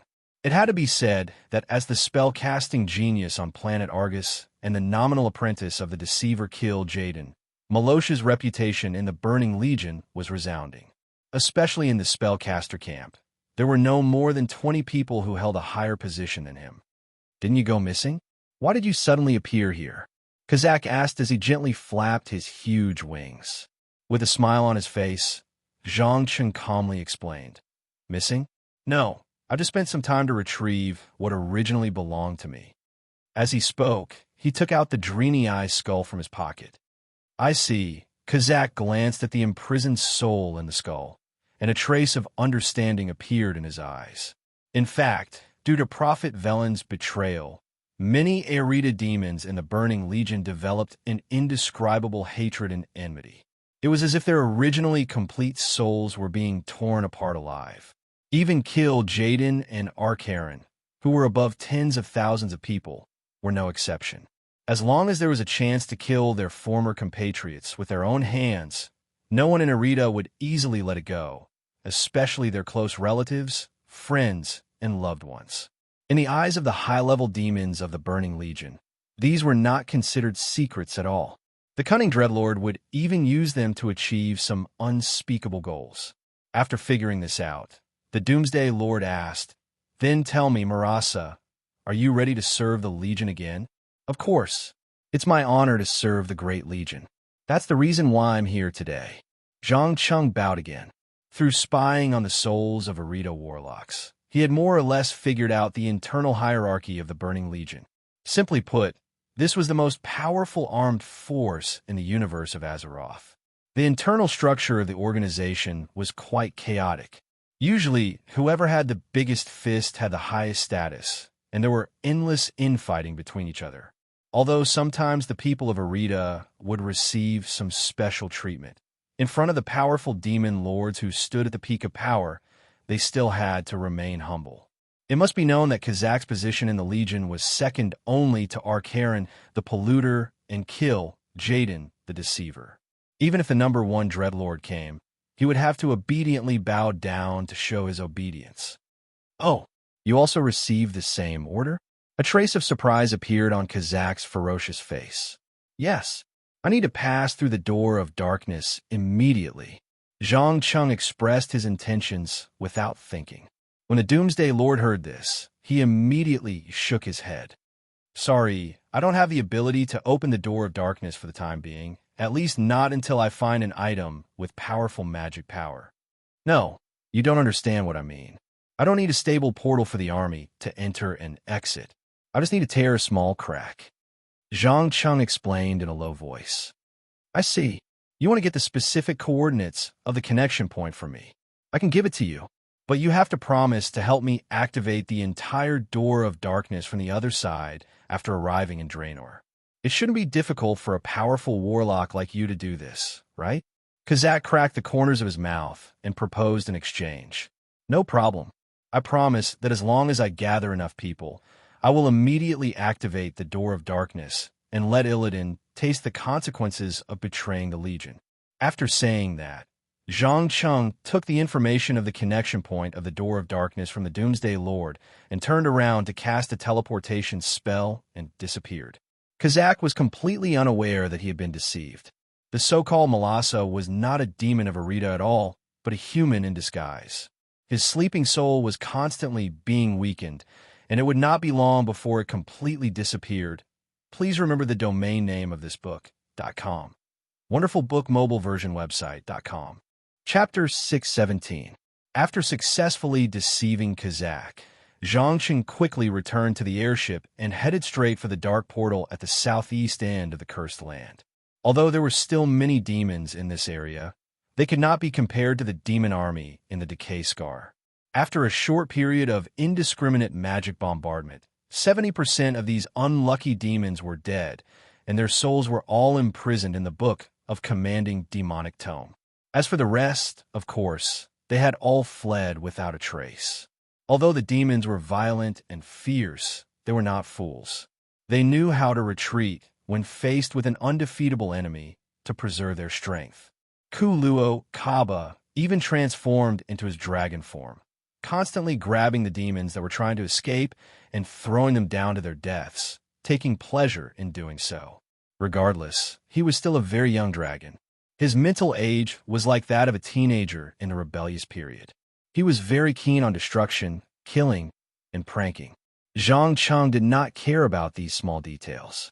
He walked alone to the huge steps and looked at the green dark energy surging inside. He smiled and praised. What an incredible technology! Even after so many years, the lives and souls of the dead Drenii are still providing energy. What a pathetic race. Onyxia curled her lips in disdain. Pathetic? Ha ha. No. You seem to have some misunderstanding about the Drenii. Zhang Cheng could not help but laugh when he heard the Black Dragon Princess evaluation of the Drenii. As he laughed, he explained, "They're not pathetic at all. On the contrary, these space visitors with hooves and tails have mastered powerful magic technology that you can't understand. They're the race that is truly blessed by energy. Do you know? Almost every Drenii can choose to merge with some kind of energy when they reach adulthood. If they choose arcane magic, they will become powerful mages. If they choose holy light, they will become paladins or priests. If they choose dark energy, they will become warlocks. If they choose elemental power, they will become shamans." It was this innate talent that allowed them to gain the favor of the Dark Titan Sargeras and become the managers and commanders of the entire Burning Legion. Especially the leader of the Drenii, the Prophet Velen. The power of holy light he has mastered has reached an incredible level. He can even turn thousands of demons into ashes in an instant. So please remain humble, my dear princess. Only then can you continue to learn all kinds of knowledge and make yourself stronger. Pride and complacency usually means the beginning of failure and destruction. Are you saying that my failure and originally tragic fate were actually caused by my arrogance and complacency? Onyxia asked with a displeased expression. Isn't it? Think about it. Did you see the nobles and humans of the Stormwind Kingdom as real enemies? No, you didn't. You merely saw them as objects that you could deceive and toy with, a group of lowly mortals. Because of this, you kidnapped Varian Wren and split his soul into two in an attempt to control the entire kingdom by manipulating a puppet. Apart from that, those ridiculous weakening plans made the army even more resentful. You neglected too many details. That's why you failed so thoroughly. Zhang Cheng didn't give the Black Dragon Princess any face and bluntly pointed out her suicidal behavior. In particular, exiling Reginald Windsor and allowing him to go to the Blackrock Abyss to investigate was a failure of a failure. He had been a soldier under Ando and Lothar and personally participated in the raid on Karazhan. At the same time, he was the best friend of Prince Regent Bolvar for Dragon and the supreme military commander of Stormwind City, Marcus Jonathan. He was such an important person who could turn the situation around at the critical moment, but the princess did not send people to kill him halfway. If it were another ambitious and ruthless person with a little political sensitivity, they would not hesitate to kill him and frame his enemy. After hearing the evaluation of herself, Onyxia frowned subconsciously. After a while, she said in an uncertain tone, "I admit that I underestimated the enemy. But the problem is, according to the Bronze Dragon, The whole timeline is already under their control. No matter what I do, won't I fail like now? Fate and time are both wondrous things. I can tell you clearly that even the bronze dragon can't really control them. Power. Powerful enough power. Just like your father, the wings of death, he had enough power to break everything. If the bronze dragon king, Nozdormu, wanted to deal with him, he would have to use all his strength and even the divine weapon that he feared. Okay, let's stop chatting. I'm going to activate the Door of Darkness now. Remember, once the Door of Darkness is activated, immediately send the airship over. I can't hold on for long. As the last word left his mouth, Zhang Cheng raised his supreme authority and focused his mind. He poured the surging evil energy in his body into it, and at the same time, expanded the connection point between the two worlds. In just 2 or 3 minutes, the almost negligible passage that had shrunk rapidly expanded and finally formed a relatively stable teleportation passage. Through the blurry image, he could vaguely see the magnificent staircase on the opposite side and the countless demonic army. Quick, now is the time. Without any hesitation, Onyxia transformed into a dragon and flapped her wings to create a strong airflow. The goblins in charge of operating the airship hurriedly adjusted the direction and slowly passed through while sticking close to the ground, followed by the princess of the Black Dragon and Kulo Kelba. Just as Zhang Cheng was about to pass through, he suddenly heard an angry roar behind him. Lowly mortal, how dare you deceive me? Deceive the great legion. He turned around and saw that the huge body of the Lord of Doom, Karzak, was flying over at an extremely fast speed. His eyes were filled with raging flames of anger. Oh, it seems that I've been exposed. But it doesn't matter. I've already opened the Door of Darkness. After muttering to himself in a low voice, Zhang Cheng bent down and bowed elegantly. He teased, I'm really sorry, Your Excellency Doomsday Lord. Please believe me, all of this is just out of helplessness. I have no intention of becoming enemies with the Legion. In addition, I'm in a bit of a hurry, so I'm not worthy of playing cat and mouse with you today. Goodbye. No, don't even think about running. Kazak was about to go crazy. He raised his hand and shot a shadow arrow. Zhang Cheng didn't even wait for the shadow arrow to come close. He directly flashed through the Door of Darkness, leaving only a meaningful smile. Please remember the domain name of this book.com. Wonderful book mobile version website.com. Chapter 618. Cunning Human. You'll never escape the pursuit of the Legion. I swear, no matter where you hide, you'll be caught by me one day. At that time, your soul will taste the same painful torture as Nazul. Seeing that the passage connecting the two worlds was getting smaller and smaller, obviously unable to accommodate his huge body, Kazak finally stopped and fiercely threatened. Never in his wildest dreams did he think that he would be fooled by a mortal one day. If the other commanders of the Burning Legion heard of this, the name of the Lord of Doom would immediately become a joke. Is that so? Then let's wait and see. Zhang Cheng shrugged his shoulders indifferently, turned around, jumped onto the airship, and pointed to the south. The goblin captain, who was in charge of controlling the course, immediately changed the course and plunged into the chilling, distorted space-time. As long as they passed through this terrifying area filled with energy storms, they would reach the most important area in the Outland, the Moon Shadow Valley, which was also the location of Illidan's lair, the Dark Shrine. Feeling the light and violent energy released from the distorted space-time, Onyxia finally couldn't help but gasp and exclaim, "This world has persisted until now and hasn't been destroyed. It's simply a miracle." Zhang Cheng nodded lightly. Yes, it's indeed a great miracle. It shows us how fragile a world is and how indestructible it is at the same time. However, I'm not here to enjoy the scenery of the Outland, but to cooperate with the king of the Outland, Illidan Stormrage. That terrifying night elf demon hunter? Malfurion Stormrage's brother? The princess of the Black Dragon had obviously heard of the deeds of Boss Egg, and her eyes widened in undisguised surprise. That's right.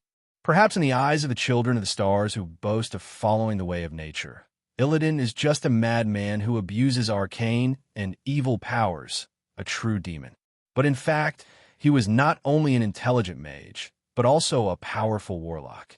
Moreover, he created the unique profession of demon hunter. At this point, Zhang Qing purposely paused as a look of admiration appeared on his face.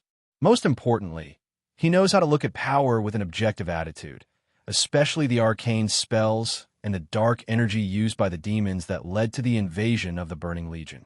Like I said before, there is no good or evil in the nature of power. Be it dark energy, arcane, shadow, nature, or holy light, they were all just external manifestations of energy. They would become whatever the user shaped them into, not that they would turn the user into a lunatic or a demon. The funny thing was that in Azeroth, whether it was the Alliance or the Horde, they all categorized energy into good and evil in a very subjective way. For example, in the Alliance, the holy light was the representation of justice and was even regarded as the supreme faith. Necromancy, which symbolized death, was regarded as extremely evil. Once it was discovered, it would immediately be treated horribly. Similarly, in the Horde, the elemental power used by the shamans represented the ancient, glorious tradition and spiritual sustenance.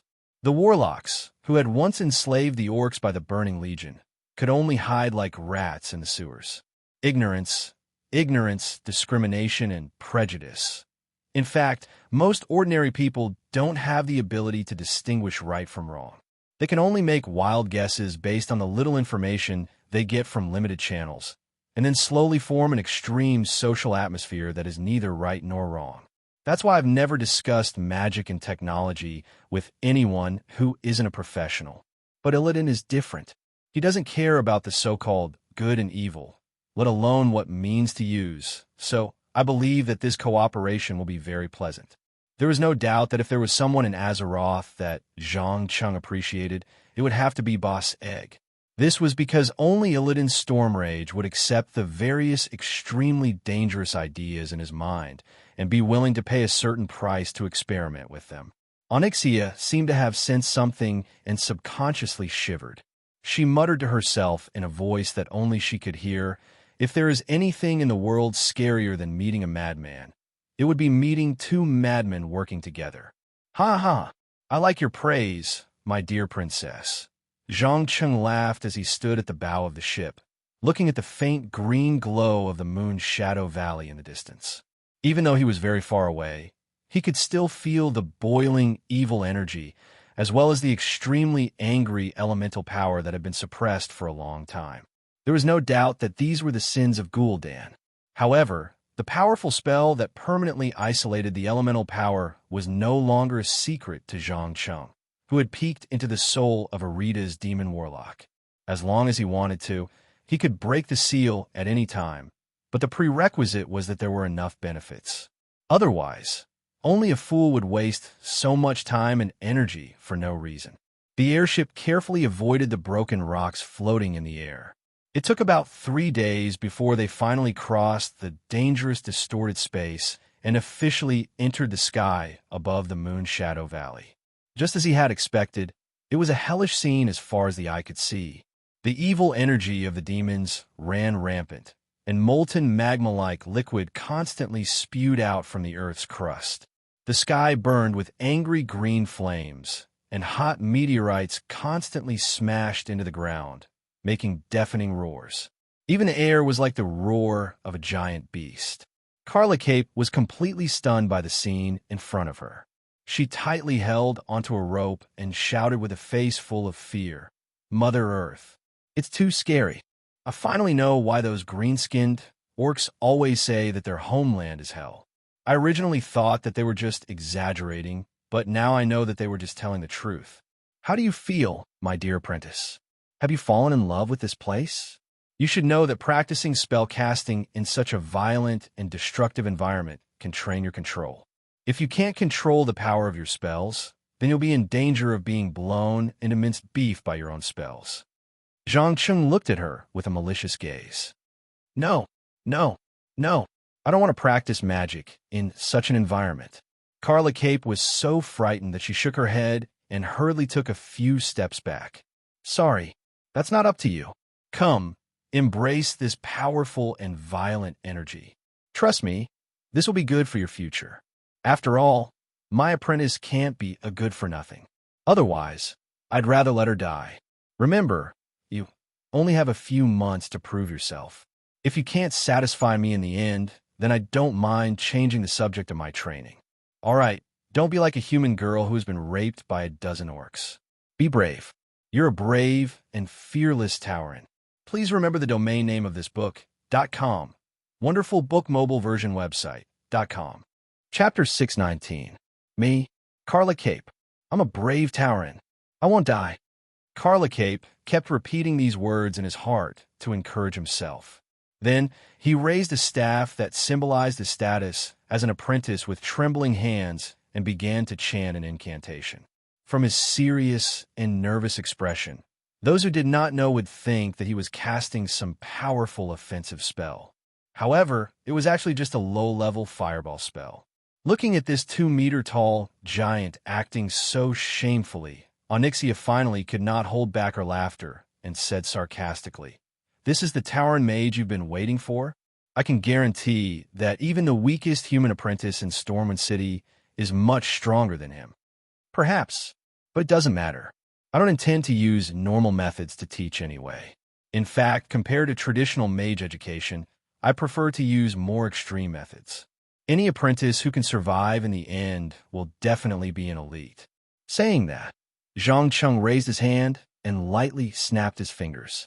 Instantly, the fireball that was only the size of a child's fist suddenly expanded several times. It was as big as the head of an ogre.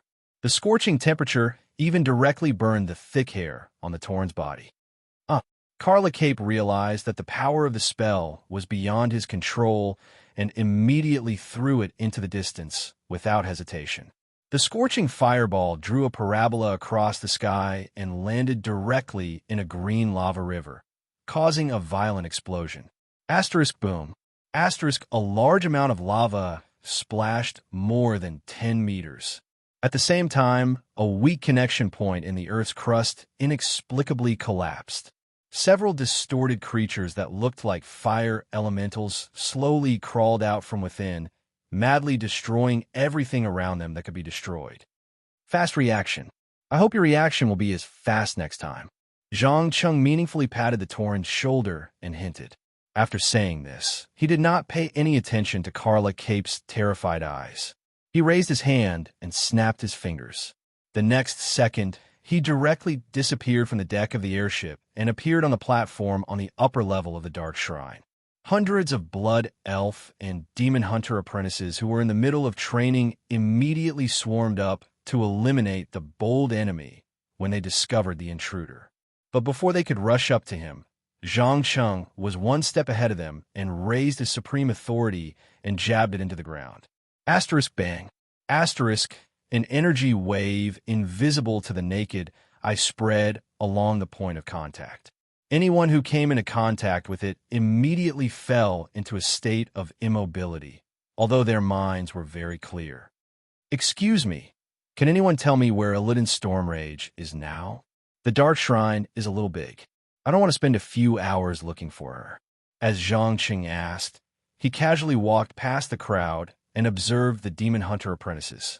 It had to be said that this kind of combat method of infusing dark energy into one's body and combining spells with melee combat was indeed a sight to behold. Most importantly, the demon hunters could not only hunt demons, but also seize the demons' evil power to continuously strengthen themselves. Of course, the premise was that they could not exceed the limit of what they could bear. Otherwise, they would explode and die, or their souls would be directly transformed into demons. At this moment, a female demon with 6 arms suddenly pushed open the door and walked in from outside.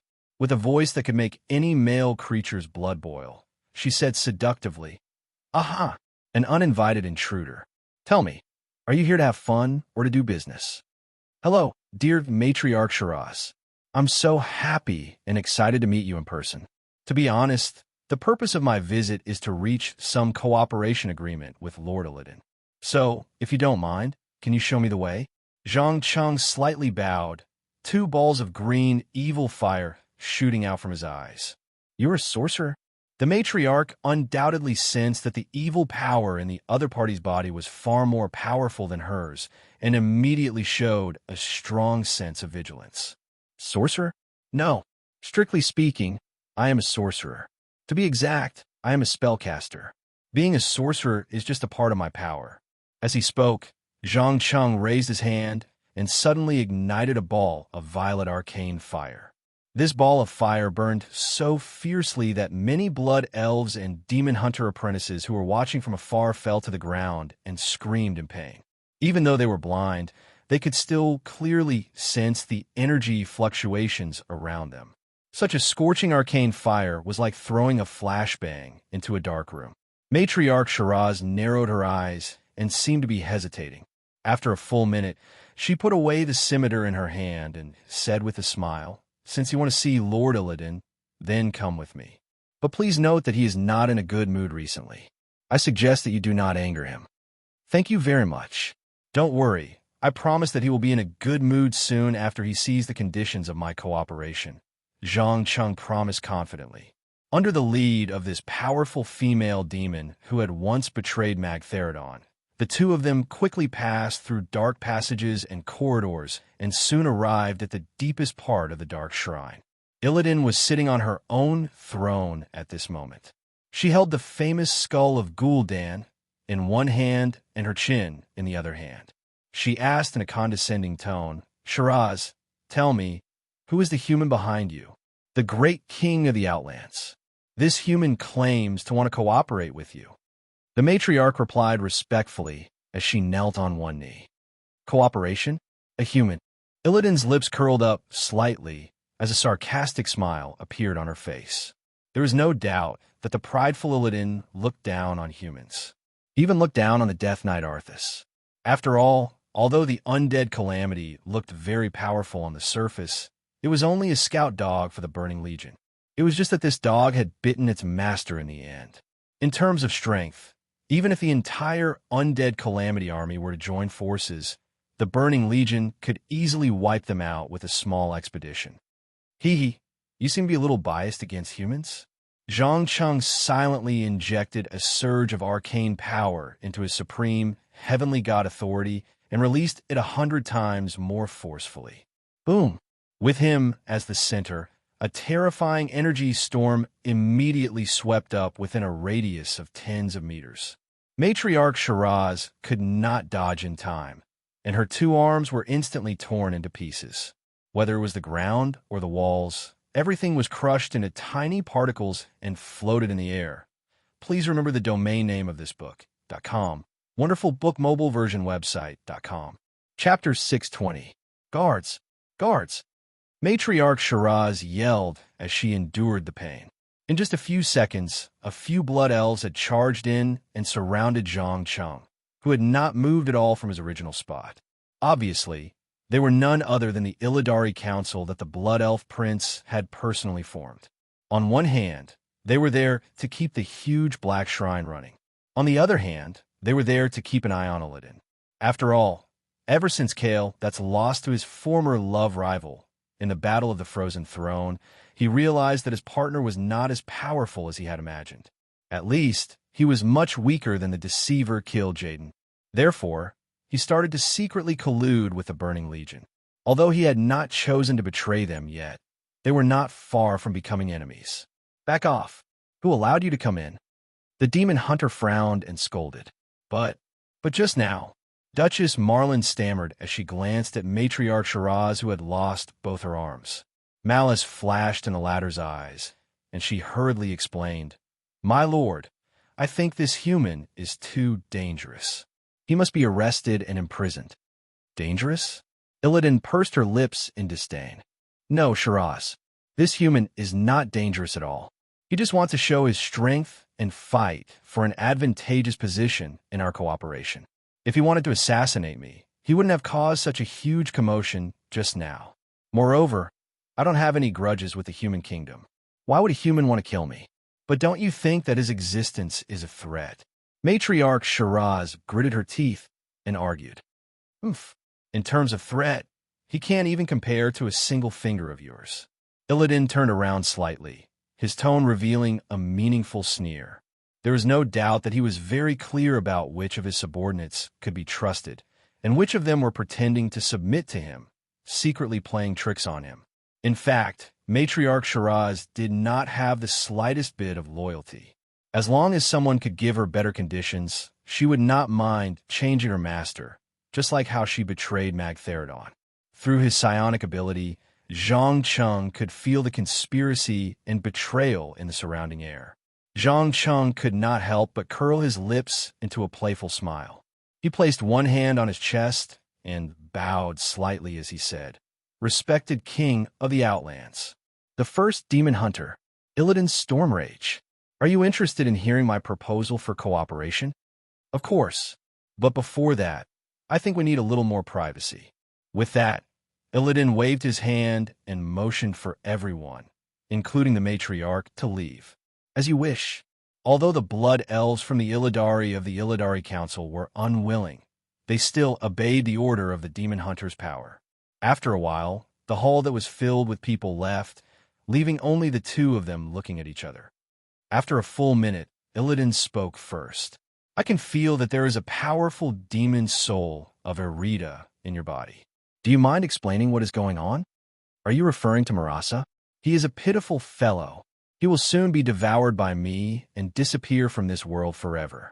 Zhang Cheng answered casually. It had to be said that demon hunters did indeed have a keen sense of magic that was completely unmatched by other classes. They could even detect such a near-perfect seal. "You are devouring a demon's soul." Illidan was surprised when she heard this. She could not believe that there was anyone in this world who could devour and use the power of a demon other than the demon hunters that she created. Zhang Cheng shook his head and explained, "No, it is not the kind of devouring that you think. To be precise, I am erasing the consciousness in the soul and slowly integrating my own consciousness into it. Compared to the violent seizing of the demon hunters, this is safer and there are fewer hidden dangers." Illidan nodded thoughtfully. "It sounds interesting. Are you planning to use this method to train a new demon hunter?" "Ha! No, I'm not interested in training demon hunters. I'm talking about technology and knowledge. For example, the evolution potion, the transformation of the fell orcs, or the creation of a dragon race born for war. In short, I know your plan and your determination to destroy the Burning Legion, so I plan to join you." Zhang Cheng did not hide his intentions and openly expressed his intentions. "Evolution potion? What is that?" Illidan touched her chin and asked with interest. "It is very simple. A potion that I invented. It can greatly activate the potential power in the body of the user and give them some extra abilities and talents, both physical and magical. This is a sample. You can try it." Zhang Cheng directly took out a bottle from his pocket and handed it over. Illidan took it, pulled out the cork, put it in front of her nose, and sniffed. Soon, an expression of disbelief appeared on her face. She then raised her head and drank it. It didn't even take a second. The green marks on her upper body all lit up, emitting a dazzling light. But the light came and went quickly, and in less than 3 to 5 seconds, it quickly dimmed. Feeling the slightly strengthened body, the demon hunter could not help but stand up and spread her wings. "Awesome. Unbelievable. Your potion actually worked on me. It is my honor to be praised by you." Zhang Cheng bent down and smiled as he bowed. When there was profit to be made, he never minded putting himself in a relatively low position. "Tell me, what ingredients do you need for this potion? Is it complicated to make?" "No, it is not complicated at all. As for the ingredients, I am constantly improving the formula. I can add or remove some things at any time. In my opinion, the blood of Magtheridon and some unique products of the Outer Realm can be tried. Especially the demigod of Blade Peak, Gruul. If I can get his blood, I promise I can make a product that you will be satisfied with." At this point, a greedy light flashed in Zhang Cheng's eyes. Gruul was one of the few powerful creatures that could go head-to-head with the Black Dragon King, Nisario. Although the Wings of Death had the ability to kill him, it would take a lot of effort. If he could get Gruul's blood, he could find the mystery of the Flesh Curse and the way to create the Rock Guardian Giants. Then what are you waiting for? Hurry up and start your research. From now on, we are close partners. But I still have a small question. What do you want from me? Illidan stepped down from the throne, and through the powerful perception that she sacrificed her eyes, she locked onto the human who was close to her. Chapter 6:21. Dark, cold, merciless. The demon hunter was unleashing the powerful energy in her body without holding back. Without a doubt, if there was anything wrong with the following answer, she would immediately unleash a storm of attacks. It's very simple. I want to get some well water from the well of eternity and a large number of burning legion demon souls from you, and also do some interesting experiments. Zhang Cheng gave the answer calmly. Since he had never thought of cheating Boss Egg, he naturally did not have to worry about her revenge in the future. Well water from the well of eternity? It's not a problem to give you some of that. I can't understand a mage's desire for it. But I don't understand, what do you want so many burning legion demon souls for? Are you going to devour them? Illidan asked curiously. Even if one became a demon hunter, the most they could do was to kill demons and devour their hearts and blood. Then, they would fight with the demon's soul in the depths of their heart until they defeated the demon and imprisoned the soul in the evil tattoo. Usually, a demon hunter could only devour and seal a limited number of demon souls. Even as the first demon hunter, he could not devour and seal demon souls without limit, or he would lose control of his body sooner or later. No, it's not devouring, it's for other purposes. As for what it is for, that's my own business. It has nothing to do with you. Zhang Cheng rejected her probing without hesitation. He was sure that if he said that he wanted to form a new burning legion, this demon hunter in front of him would immediately fall out with him. In fact, the demons in the universe of Azeroth were similar to the demons in the Faerun continent. They could only be killed in their hometown. Otherwise, if they were killed elsewhere, their souls could escape back to their hometown and be reborn. This also meant that the demon souls were closely related to their birthplace, so the success rate of intercepting them on a large scale would not be high. Only by going to the demon's hometown could one truly capture their souls and tear them apart from their roots. According to the plot, Illidan's Stormrage would launch a surprise attack on the Dreadlord's hometown, Nazriza. She would use the energy surge of the portal to completely destroy this planet in the distorted nether. At that time, millions of demons would die, and their souls would be the best prey for Zhang Cheng. Of course, before that, he still needed to strengthen the demon control tome so that it could capture more evil demon souls in a short period of time. Illidan held Gul'dan's skull tightly, hesitated for a moment, and immediately nodded in agreement. That's right. This is your business. I have no reason to pry. Other than that, I also want to ask, how much do you know about my plan? Zhang Cheng smiled and shrugged. A lot. More than you can imagine. I know that your next target is Nazriza, and you'll lure the Burning Legion to open a portal to reinforce him. Then use the energy storm to blow up the entire planet. I don't seem to have told anyone about this plan. Where did you learn about it? Illidan frowned subconsciously. If I told you about the future, would you believe me? Zhang Cheng asked calmly. Future? The demon hunter touched his lips thoughtfully. If that's the case, then you must know the result, right? Tell me, did my plan succeed? It was very successful. Not only did you destroy Nazriza, but you also killed the Deceiver Kill Jaden on planet Argus, and successfully sealed the Dark Titan Sargeras. To some extent, what you have done has surpassed any intelligent life in the world of Azeroth, including those so-called demigods and dragon aspects. You are a true legend. Zhang Cheng bowed slightly and replied with a sincere expression. Interesting. Very interesting. I'm starting to believe that you're from the future, because before you mentioned Argus, I had no intention of attacking that world. It seems that I must have found something interesting in Nazriza. As someone who had deceived and betrayed the Burning Legion many times, Illidan's mind was undoubtedly quite smart. She immediately realized that the words just now were not all lies. Especially the bold raid, it was exactly the same as her own strategic plan. Yes, you will find a very important item in Nazriza's archives, the Seal of Argus. Zhang Cheng pretended to be mysterious and blinked. I see. But this alone is not enough to prove that you're not a spy sent by the Burning Legion. Understood. In order to express my sincerity, I will go to Nazriza with you and help you complete the destruction of this planet. I don't know if this can prove my sincerity. Of course, I welcome a powerful spellcaster like you to join the raid. Oh, I almost forgot to tell you.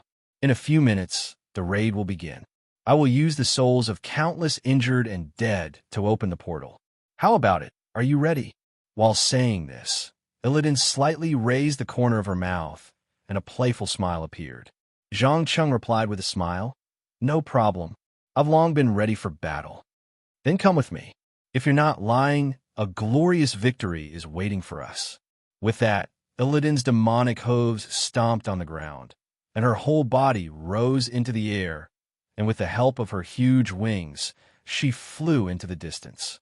Sigh, looks like I'll have to show my true strength. Zhang Cheng muttered to himself as he cast a teleportation spell and followed closely behind. After about a few seconds, the two came to a place full of broken and night elven corpses, densely covering the ground. Some of them had not yet breathed their last, but judging from their terrible injuries, it was estimated that they would not live for long. Illidan had no mercy for these people. She raised Ghoul Dan's skull and began to chant loudly, imitating the dark portal built by the orc warlocks, tearing the space with life and soul. A huge amount of green, evil energy condensed together in a way visible to the naked eye and slowly poured into an unstable portal. The next second, boom, at the moment when the two worlds were connected, a violent energy storm surged from the other side and immediately tore many things around into pieces. When the storm subsided, Illidan immediately shouted at the army that was still waiting in the distance. "Idiots! What are you waiting for? Quick, charge! Kill all the demons who dare to stand in our way. Let me go first."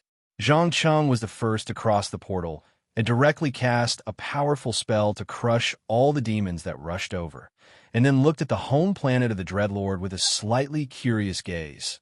Please remember the domain name of this book.com. Wonderful book mobile version website.com. Chapter 622. Darkness, Desolation, Distortion. At a glance, there was almost no trace of life.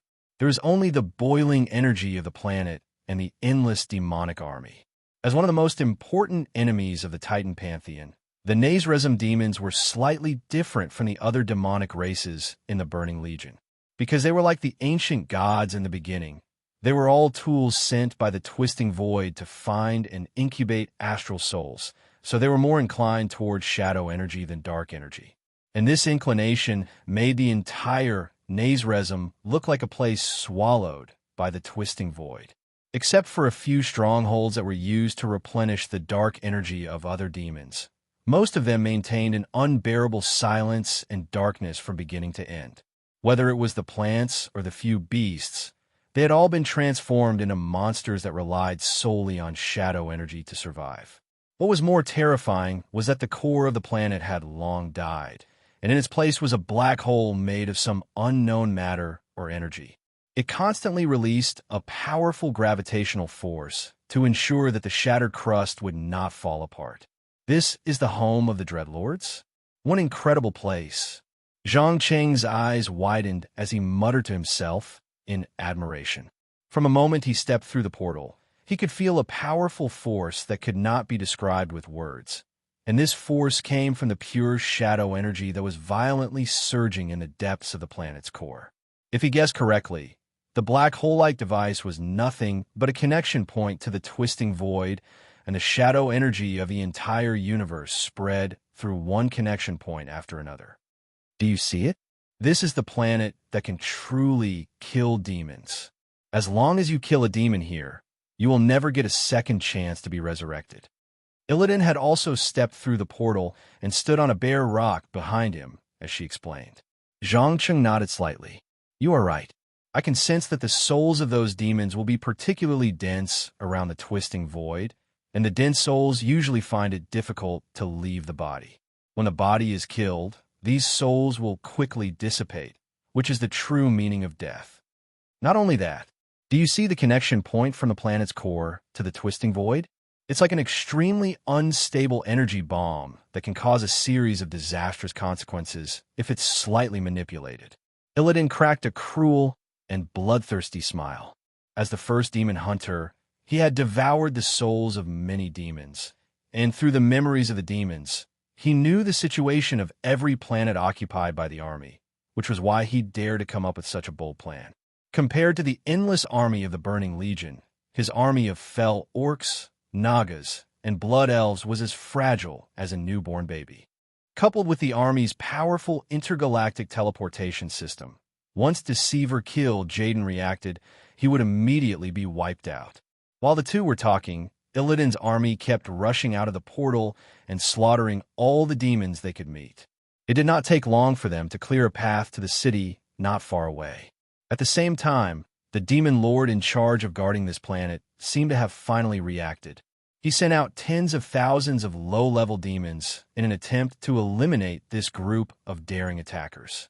He did not realize who the enemy he was facing this time was and what kind of in-depth understanding of the army they had. Looking at the demon army swarming out from behind the gate that was like a giant beast's mouth, Illidan subconsciously clenched Gul'dan's skull and said with a half-smile, "Dear human collaborator, now is the time to show your sincerity." If I remember correctly, Dalaran's research on large-scale group damage spells is still very praiseworthy. As you wish, respected king of the Outer Realm. Zhang Cheng slightly bowed with one hand on his chest, raised the supreme authority high, and chanted loudly. As you wish, respected king of the Outer Realm. Accompanied by the energy vibrations caused by the syllables one after another, a golden light flashed in his pupils. Then, a huge amount of energy began to gather rapidly, forming a large black cloud of electricity. It directly shrouded the entire area within a radius of a few kilometers, including the city. Boom! The first loud sound reverberated in the air. Dazzling white lightning fell from the sky like raindrops. 1, 2, 3, 50, 100. The low-level demons could not resist the power of this doomsday-like spell at all. In the blink of an eye, there were heavy casualties. Even the fell mechs standing on the city wall could not escape, and all of them were turned into a pile of scrap iron under the lightning storm. Shock, trembling, fear.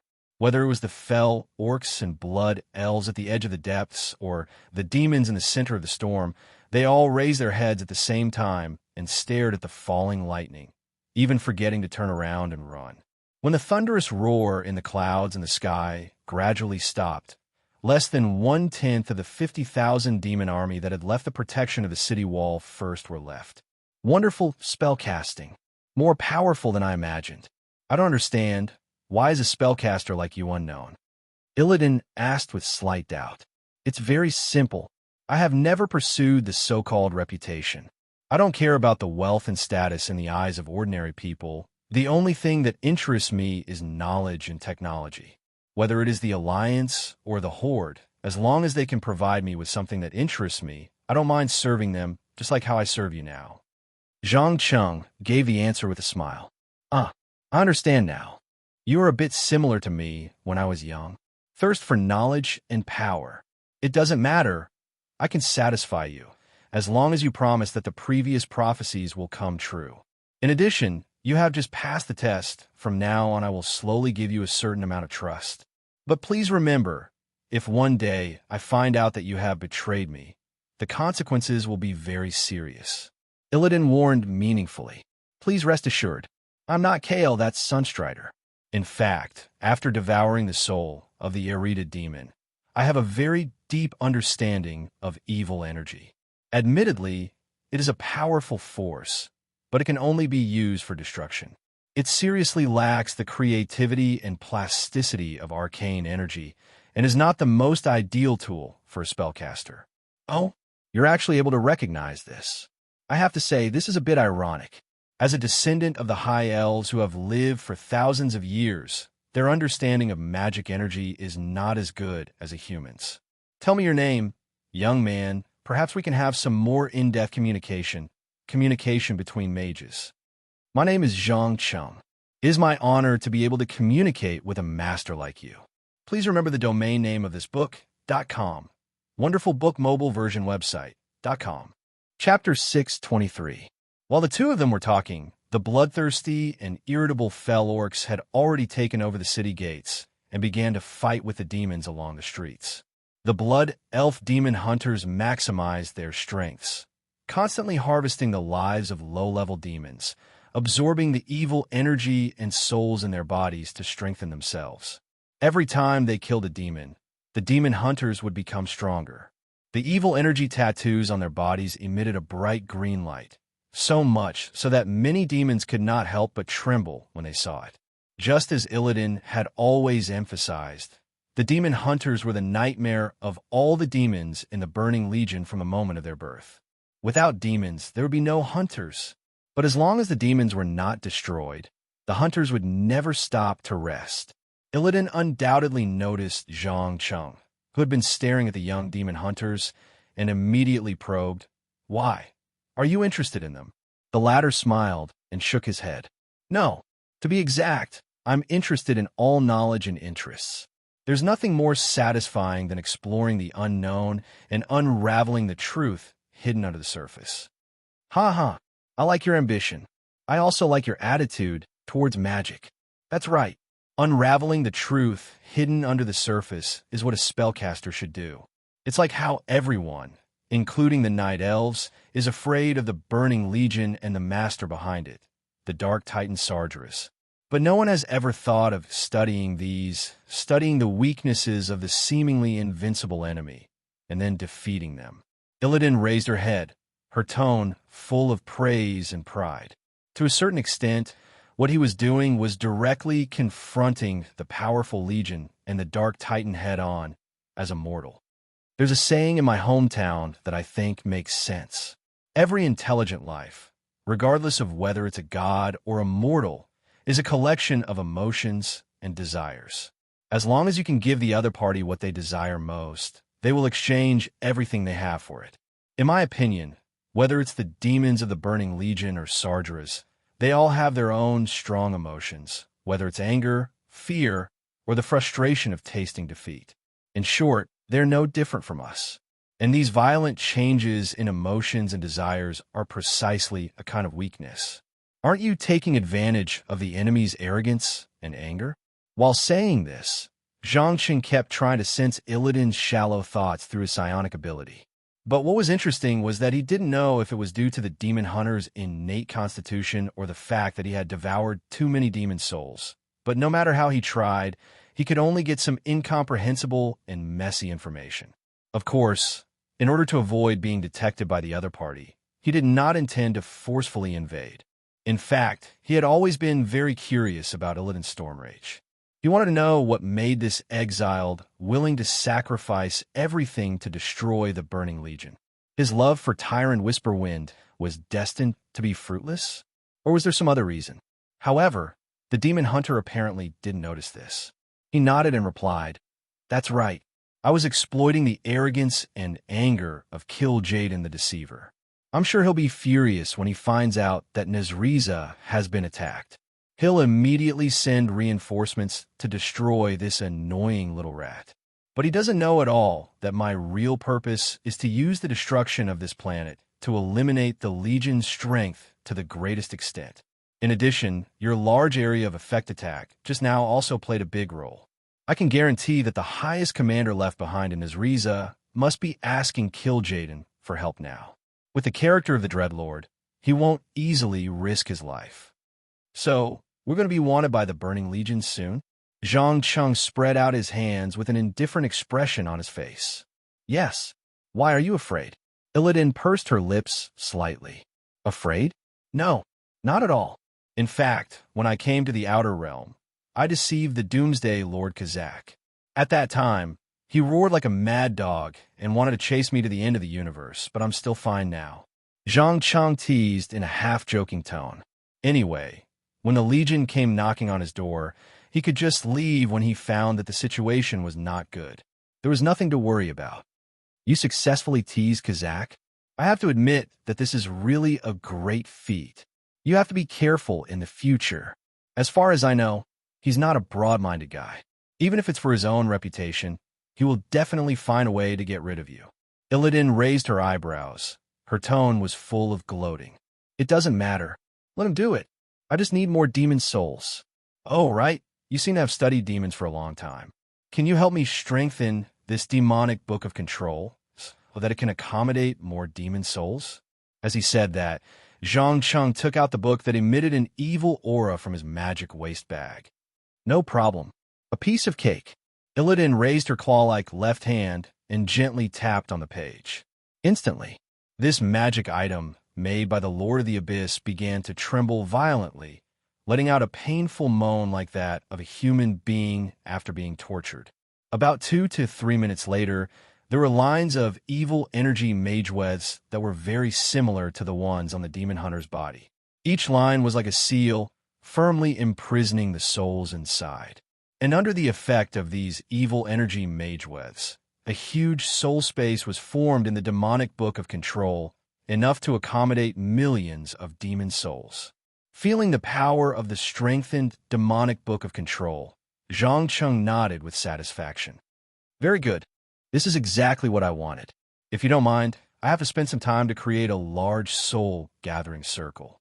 I won't have time to cast large-scale killing spells for the time being. It doesn't matter. I've achieved my goal. Next, it's time to go to the archives and look for the seal of Argus in your prophecy. Before you leave, I estimate that you have at most 3 hours. Make good use of it. Illidan patted Zhang Cheng's shoulder, spread her wings, and flew straight to the southeast of the strangely shaped city. She didn't care about the lives of her subordinates at all. In his heart, as long as he could achieve his final goal, no matter how many lives he sacrificed, it was worth it. Whether it was the fell orcs, blood elves, nagas, or broken ones, they were used as cannon fodder from the beginning. Their sacrifice was in exchange for one thing, and that was to end the threat of the Dark Titan Sargeras to the world of Azeroth. In order to achieve the final goal, Illidan didn't care about the so-called means at all, and even less about the hostility of the Alliance and the Horde towards her. She was like a never-ending hound, chasing the burning legion and biting until either she or her prey fell. Please remember the domain name of this book.com. Wonderful Book mobile version website.com. Chapter 624. Some people said that all the great military operations recorded in history of the weak defeating the strong were essentially desperate risks. If he succeeded, it would naturally be a classic case of the weak defeating the strong. In the future, countless people would repeatedly study it. However, if he failed, he would become a joke after tea. He would even be hung on the pillar of shame in history and would never be able to rise again. There was no doubt that Illidan's attack on Azriza was a perfect sneak attack. It was so perfect that the demon lords of Nazresm did not even dare to come forward to organize the defeated army. They could only watch as thousands of low-level demons were cut up and surrounded by the fell orcs, and then slowly died under the attack of the demon hunters. After countless hunts and robberies, the originally immature demon hunter recruits became stronger and stronger. A few of them had even reached a level that made the feared demon kings feel apprehensive. Of course, it was not without a price. 7 or 8 unlucky ones who had absorbed too much evil energy directly exploded as they killed. The green storm of evil energy tore everything in 100 meters into pieces. Pain, torture, betrayal, and eternal entanglement with the demon soul. At any time, they could explode and die because of excessive evil energy. It could be said that in the whole of Azeroth, there was no profession more dangerous than the demon hunter. Except for those madmen who lost everything because of the invasion of the army, no one was willing to become a demon hunter. They were a group of pitiful worms whose reason was devoured by hatred. They were destined to embark on a path of destruction with no return, just to vent the anger in their hearts. They were like meteors that emitted the brightest light before falling, the light of death that brought fear to the enemy. Zhang Cheng narrowed his eyes as he stared at the elves who were fighting like wild beasts. He murmured to himself in a voice that only he could hear. As expected, Only intelligent beings who are in extreme emotional states can unleash the potential of their souls to the greatest extent. It seems that the necessary condition to promote evolution is never the so-called positive emotions. On the contrary, negative emotions that are enough to make people collapse are the key. As the saying goes, pain is a good medicine. It can make you remember the mistakes you have made, and then make sure you don't make such mistakes in the future. Maybe evolution is the same. Next time, I could try to add some ingredients that evoke painful memories in the potion to maximize strong emotions and prompt the brain to make the right reaction. Just as he was about to stand up and re-examine the huge soul capturing array under his feet, a powerful energy wave suddenly flashed at the end of the city. In an instant, the dark energy connected the sky and the earth. In less than 3 to 5 minutes, a gigantic arched portal that was over 30 meters tall and 20 meters wide slowly opened. Before the bloodthirsty and brutal evil orcs could react to what had happened, a huge figure rushed out from inside. You lowly little worm, have a taste of Catgaz blade." The massive abyssal overlord roared as it smashed more than 30 orcs into meat paste with its unparalleled strength. A demon hunter tried to rush up and kill this dangerous enemy, but before he could jump up, he was sent flying by the double-ended sword and hit the wall more than 30 meters away. He screamed and spat out mouthfuls of blood. Ha ha! Was this the powerful invader that the little bats had mentioned? Bah! They're only fit to hide in dark corners and play tricks. Catgaz opened his mouth and laughed loudly, not forgetting to mock the Dreadlord who had always been difficult to deal with. After all, in the eyes of the abyssal overlord, who was keen on crushing resistance head-on, the Dreadlord was like a clown hiding behind the scenes to do the dirty work. In the eyes of the Dreadlord, who liked to use the smallest price to disintegrate resistance from the inside, the Abyssal Overlord was a group of muscleheads who only knew how to fight and kill and did not know what strategy was. The difference in their thinking was like two extremes of ice and fire. Usually, they did not fight because of the Dark Titan Sargeras. With the arrival of the Abyssal Overlord, more portals opened one after another, and countless demon armies poured out from them. There were more than 60 Abyssal Overlords alone. The mere tens of thousands of evil orcs and a small number of demon hunters were no match for them. In the blink of an eye, they were beaten back. It was only a matter of time before they were completely wiped out. Obviously, as the most powerful military organization in the entire universe, the Burning Legion had an overwhelming advantage in terms of both quantity and quality. Apart from the Voidlord and the Titan Pantheon, who had no idea of their strength, there was probably no other faction that could fight them head-on. In fact, if Archimonde the Defiler had not been too arrogant and directly destroyed the forest that the Night Elves relied on for survival, allowing the Alliance to slowly exhaust their last supplies, conquering Azeroth would have been a simple matter. They would not have died tragically under the World Tree. Looking at the defeated evil Orcs and Naga Alliance, Zhang Cheng began to hesitate whether to cast 2 more strategic spells to delay the time, at least until his allies returned safely. But before he could make a decision, a tall figure swept across the sky and landed with a bang. She laughed and said, "Your prophecy came true. I found the Seal of Argus. Congratulations. So, can we retreat now?" Zhang Cheng turned his head and asked with a smile. "Yes. The first part of the plan is about to enter the final stage." Illidan raised the corner of her mouth, and an undisguised, cruel smile appeared on her face. Zhang Cheng seemed to have noticed something and asked with a smile, "What about these troops? What will their fate be?" "Victory is forged by great sacrifice. There is no victory without sacrifice. They will shed their last drop of blood to attract the attention of the demons to buy time for us to cast spells." Illidan did not hide her intentions at all and openly admitted that these poor guys were cannon fodder to be used. From the beginning of the plan, this sneak attack team had no intention of retreating. Instead, they would fight with the demons until the last moment and witness the destruction of the Dreadlord's home. Then let us pay tribute to the sacrifice of the brave warriors here. Their bloody battle will be the death knell for the destruction of the Burning Legion. Zhang Cheng shrugged indifferently. He was obviously not the kind of person who would be moved by the so-called heroic sacrifice. His mind was full of how many demon souls would be brought to him when the whole planet exploded. Block those demons for me. This magic ritual may take a little time to guide. Illidan ordered casually and immediately began to chant a jerky spell. Under her guidance, all the energy in the whole of Nazriza became extremely unstable. The most obvious manifestation of the world was the violent explosion of the originally stable portal, and the vibration triggered a chain reaction of the surrounding evil energy and shadows. The next second, boom! Chapter 625. After the violent energy shock and impact surged into the broken crust, the already fragile gravitational balance was broken, and the dark energy gushing out of the distorted void instantly engulfed the entire planet. Unlike the dark energy that most warlocks and shadow priests had seen, this dark energy was darker and deeper, as if it came from the end of the universe. Everything it passed through would be shattered, assimilated, and become part of the distorted void.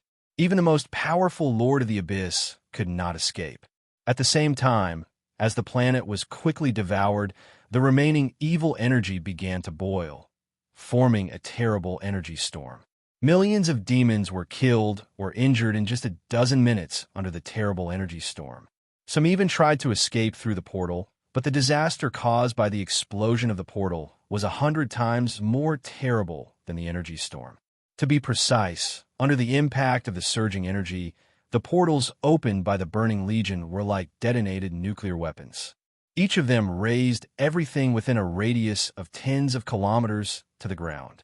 It was probably the same on the other side of the portal. Obviously, Illidan was not only looking for the Seal of Argus, but also took the opportunity to set up an inescapable trap, waiting for Kill Jaden to make a wrong judgment in his anger. And the demon army that was sent was the sacrifice of the deceiver's wrong judgment. It's so beautiful. The destruction of a planet is so spectacular. Zhang Cheng praised as he gathered the souls of the dead demons through the soul-capturing array and stuffed them into the demonic tome of governance. The most ironic thing was that Katgaz, a powerful Lord of the Abyss who had made a deal with him, ended up being imprisoned by a magic item that he had made himself. Illidan admired the doomsday scene that she had created with her own hands. She sneered and said, "Look, the invincible Burning Legion is bleeding today. Millions of demons have been killed by us forever. They can no longer use their dirty tricks to escape death. This is just the beginning. It won't take long for them to understand that no matter how powerful the demons are, they will be successfully hunted down in the end. A glorious and great victory. Most importantly, you have already obtained the key to the end, haven't you?" Zhang Cheng glanced at the demon soul in the demon control tome that was constantly roaring and howling. A satisfied smile appeared on his face. With these souls, he would be able to start building a real army instead of a bunch of mindless puppets. But before that, he still needed to spend some time to tame the unruly devil overlords, especially the violent abyssal overlords. As for the feared demon kings, they didn't mind changing masters, but the prerequisite was that you had to be strong enough. Otherwise, conspiracies and betrayals would happen very quickly. That's right. Now we have the key to victory. In addition, the facts have proven once again how accurate your prophecy is. It seems that I can look forward to the future a little. Having said that, Illidan quickly turned and walked through the portal. She gripped Gul'dan's skull tightly and began to inject arcane energy into the portal.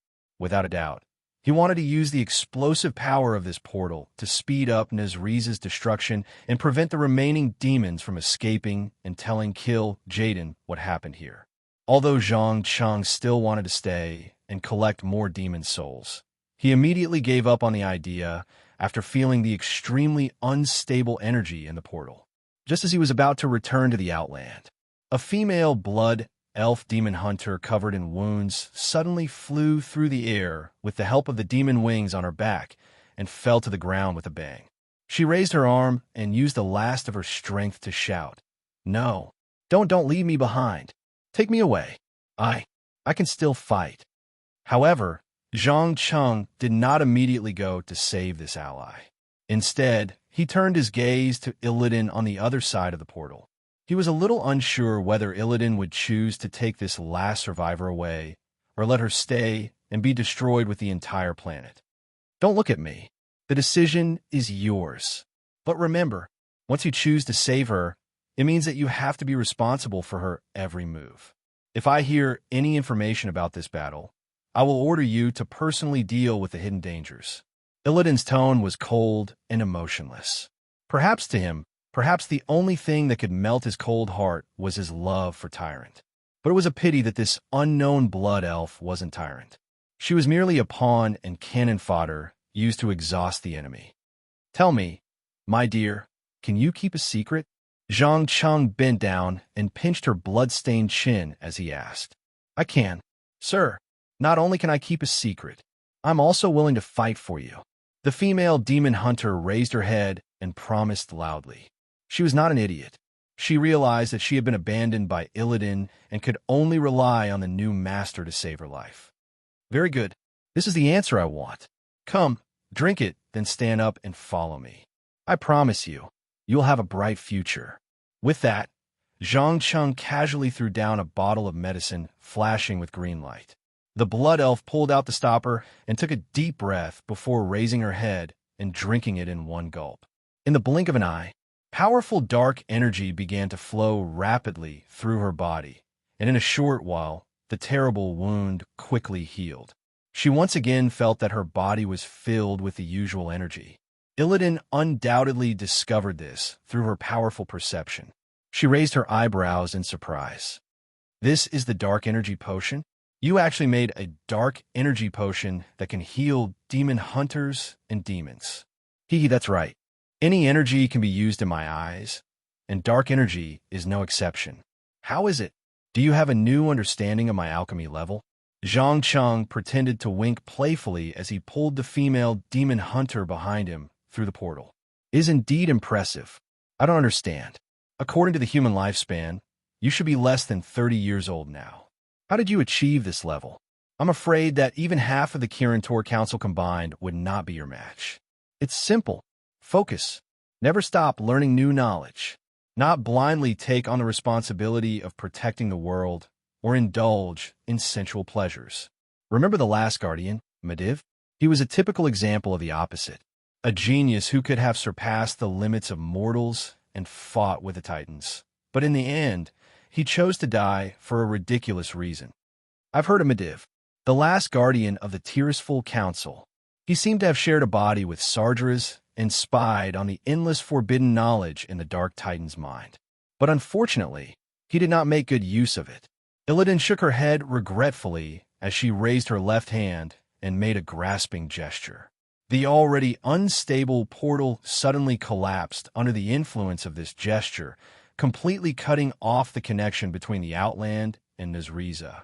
Please remember the domain name of this book.com. Wonderful book mobile version website.com. Chapter 626. With the arrival of the terrifying nether storm in Moonshadow Valley, Illidan's plan to ambush Nazriza finally came to an end. He successfully used the lives of tens of thousands of fell orcs, nagas, and demon hunters in exchange for the eternal death of the Burning Legion's army of millions of demons and dozens of powerful lords. Even the Dreadlord's home planet, which was used as a backup base, no longer existed. If it was purely based on the ratio of casualties, he had undoubtedly achieved an unprecedented victory. Even the countless demigods who participated in the tragic ancient war could not deal such a fatal blow to the Burning Legion. But unfortunately, Illidan, who was planning the next attack, neglected a very important thing, and that was the morale of the people. After all, tens of thousands of the most elite soldiers suddenly disappeared, and even a complete corpse could not be found. Even a fool would know that something must have happened. So for a moment, many people began to privately discuss what kind of terrible experiment or plan their loyal master was carrying out. It must be known that these huge followers, which included demons, nagas, blood elves, night elves, broken ones, and orcs, each race and each person had their own demands. They did not seek refuge with Illidan for no reason and were willing to sacrifice their precious lives for her. Instead, they wanted to get what they desired from the first demon hunters. For example, the Blood Elves desired to get rid of or relieve the pain of the magic addiction. So Illidan taught them magic techniques to absorb evil energy from the demons. Another example was that the Nagas led by Waski had the backing of the ancient gods. Who knew if they wanted to borrow Illidan's hand to destroy their mortal enemy, the Burning Legion? As for the leader of the Grey Tongue's Broken Ones, Akama had long been in cahoots with the imprisoned Maev Shadow Song and was ready to start a new rebellion at the critical moment. In fact, the king of the Outlands seemed to be incomparably powerful, but in essence, they were a mass of loose sand, and there was an unimaginable danger behind them. Zhang Cheng did not understand how Boss Egg gathered this group of people with ulterior motives, and what did he rely on to maintain the respect and obedience of his subordinates, even if this was only on the surface. Perhaps this was the so-called leadership and heroic temperament? Of course, none of this had anything to do with him. In a short span of 3 months, he had already gotten acquainted with the Blood Elf Prince Kael, that's the Naga leader Lady Vashj, the broken leader Akama, and the recently resurrected legendary figure, the world's first Death Knight, Talon Bloodseeker. It had to be said that these old guys who had lived for who knew how many years had indeed grasped a lot of interesting magical knowledge and techniques. Among them, Kael that's controlled almost all the precious wealth left behind by the High Elves. Vashj, on the other hand, had inherited part of the High Elf in-depth research on the Well of Eternity and arcane energy. Before Akama fell and became shattered, he was a powerful bishop of the Holy Light. He had a unique understanding of the use of Holy Light energy. As for Talon Bloodseeker, he was once Gul'dan's right-hand man. Not only was he a true plate-armored caster, but he was also very proficient in close combat. It was said that he almost killed the human hero Turalian in a one-on-one duel. In addition to Illidan, who was first a mage and then the leader of the demon hunters, Zhang Cheng's harvest could be said to be very fruitful. Most importantly, after 3 months, he finally got the blood of Gruul that he had been dreaming of. Feeling the surging vitality of the red liquid in the test tube, he finally couldn't help but smile. Without turning his head, he asked, "How did you get it?" Don't tell me that someone went to Blade's Edge Mountain and killed the most powerful Hilgoran. Killed him? Don't joke around. You know what? For this little bit of blood, I lost 6 of my best assassins. You better be able to make something useful, or else I promise that we will never cooperate again. Akama gritted his teeth and complained. He would never forget the terrifying power that Gruul the Dragon Slayer displayed when he was furious. What was even more frightening was that the longer the battle lasted, the more power Gruul would draw from the earth and become more and more powerful. He could even shatter a mountain with one blow. No word could describe that doomsday scene. Don't worry, it was all worth it. Give me a few days, and soon you'll get the promised reward. Zhang Cheng comforted with a smile. I hope so. Remember, the deal between us. I know. The deal between us will never be known by Illidan or anyone else. Don't forget, I'm just a collaborator who is full of learning and research. I'm not loyal to anyone. Without waiting for Akama to finish his words, Zhang Cheng took the initiative to finish the second half. He clearly knew who this bottle of potion was prepared for. To some extent, this was part of the correct timeline of Azeroth. I hope so.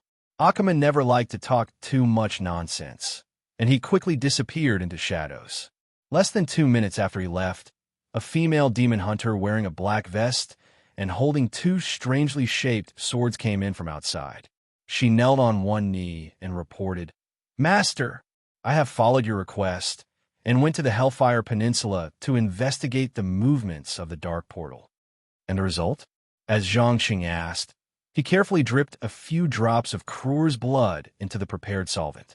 Instantly, the originally silent green, evil energy suddenly boiled. It's exactly as you expected. Someone is trying to open the dark portal from the other side. And many of the portals that were originally closed in the Hellfire Peninsula have been forced open, and the vanguard of the Burning Legion can be seen everywhere. It's obvious that they're about to take revenge. The female elf raised her head and revealed a meaningful smile. Great. Just as the historians often say, the gears of fate have finally begun to turn. I just don't know if our queen of the Outlands, Illidan, is ready to meet her fate. As he spoke, Zhang Cheng casually handed the potion in his hand to her. Without another word, the female elf took the cup and drank it all. In the blink of an eye, the evil energy tattoo on her body burst out with a blinding light, and she fell to the ground with a thud, groaning in pain. The surface of the blood elf's originally white skin was densely covered with a layer of dark purple scales. Her feet had also turned into sharp claws, and her huge wings were fully spread. Compared to the normal demon hunter transformation, she was closer to a dragonborn than a pure demon. Needless to say, Zhangcheng must have injected dragon's blood into the body of the demon hunter through a series of experiments. Coupled with the powerful strength of Gollin from the Rock Guardian Giants, he had completely activated the power of the earth that the Titans had bestowed upon the Black Dragon. Genius memorized this site's address in 1 second. Mobile version of reading website. Chapter 627. After 5 minutes, the female demon hunter could no longer bear the pain and let out an ear-piercing scream. She felt that every inch of her muscles and every cell in her body was being torn apart and reassembled by powerful energy. It was almost like eating a demon's heart, and her body was constantly being eroded by evil energy. Not only that, she could not help but recall the most painful memories in her life, including the attack of Silvermoon City by the army of the undead led by Arthas, the tragic death of her parents and siblings, the death of her good friends in the war outside the realm, and the transformation of her former boss on the frozen throne into a mindless ghoul. These memories that had tormented her were like magic replays, constantly replaying in her mind. The poor elf did not even know whether it was these memories that made her more painful or the strong stimulation from her nerves to her brain that was more painful.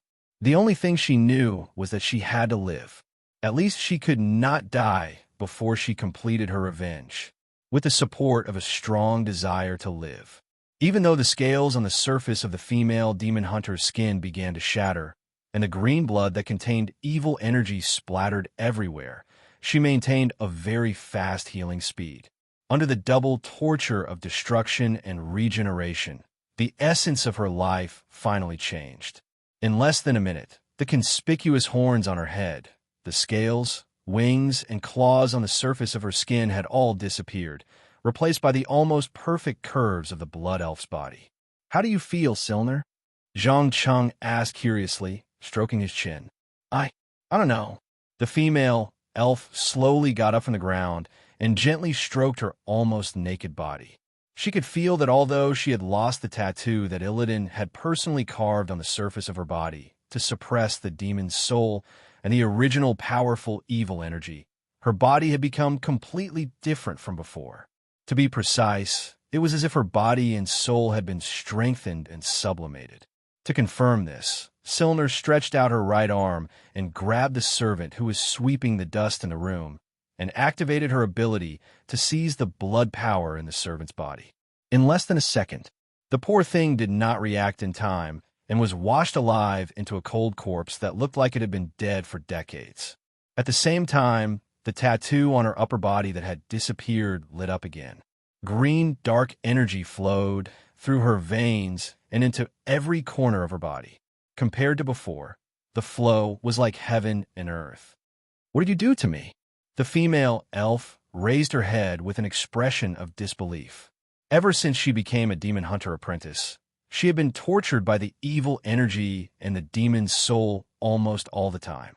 Even when she slept, she had nightmares. Zhang Cheng shrugged with a smile and replied, "It's simple. I exploited your potential to the fullest. Do you know why Illidan is so powerful? No matter how many demons he killed or devoured, there would be no hidden danger of his body exploding.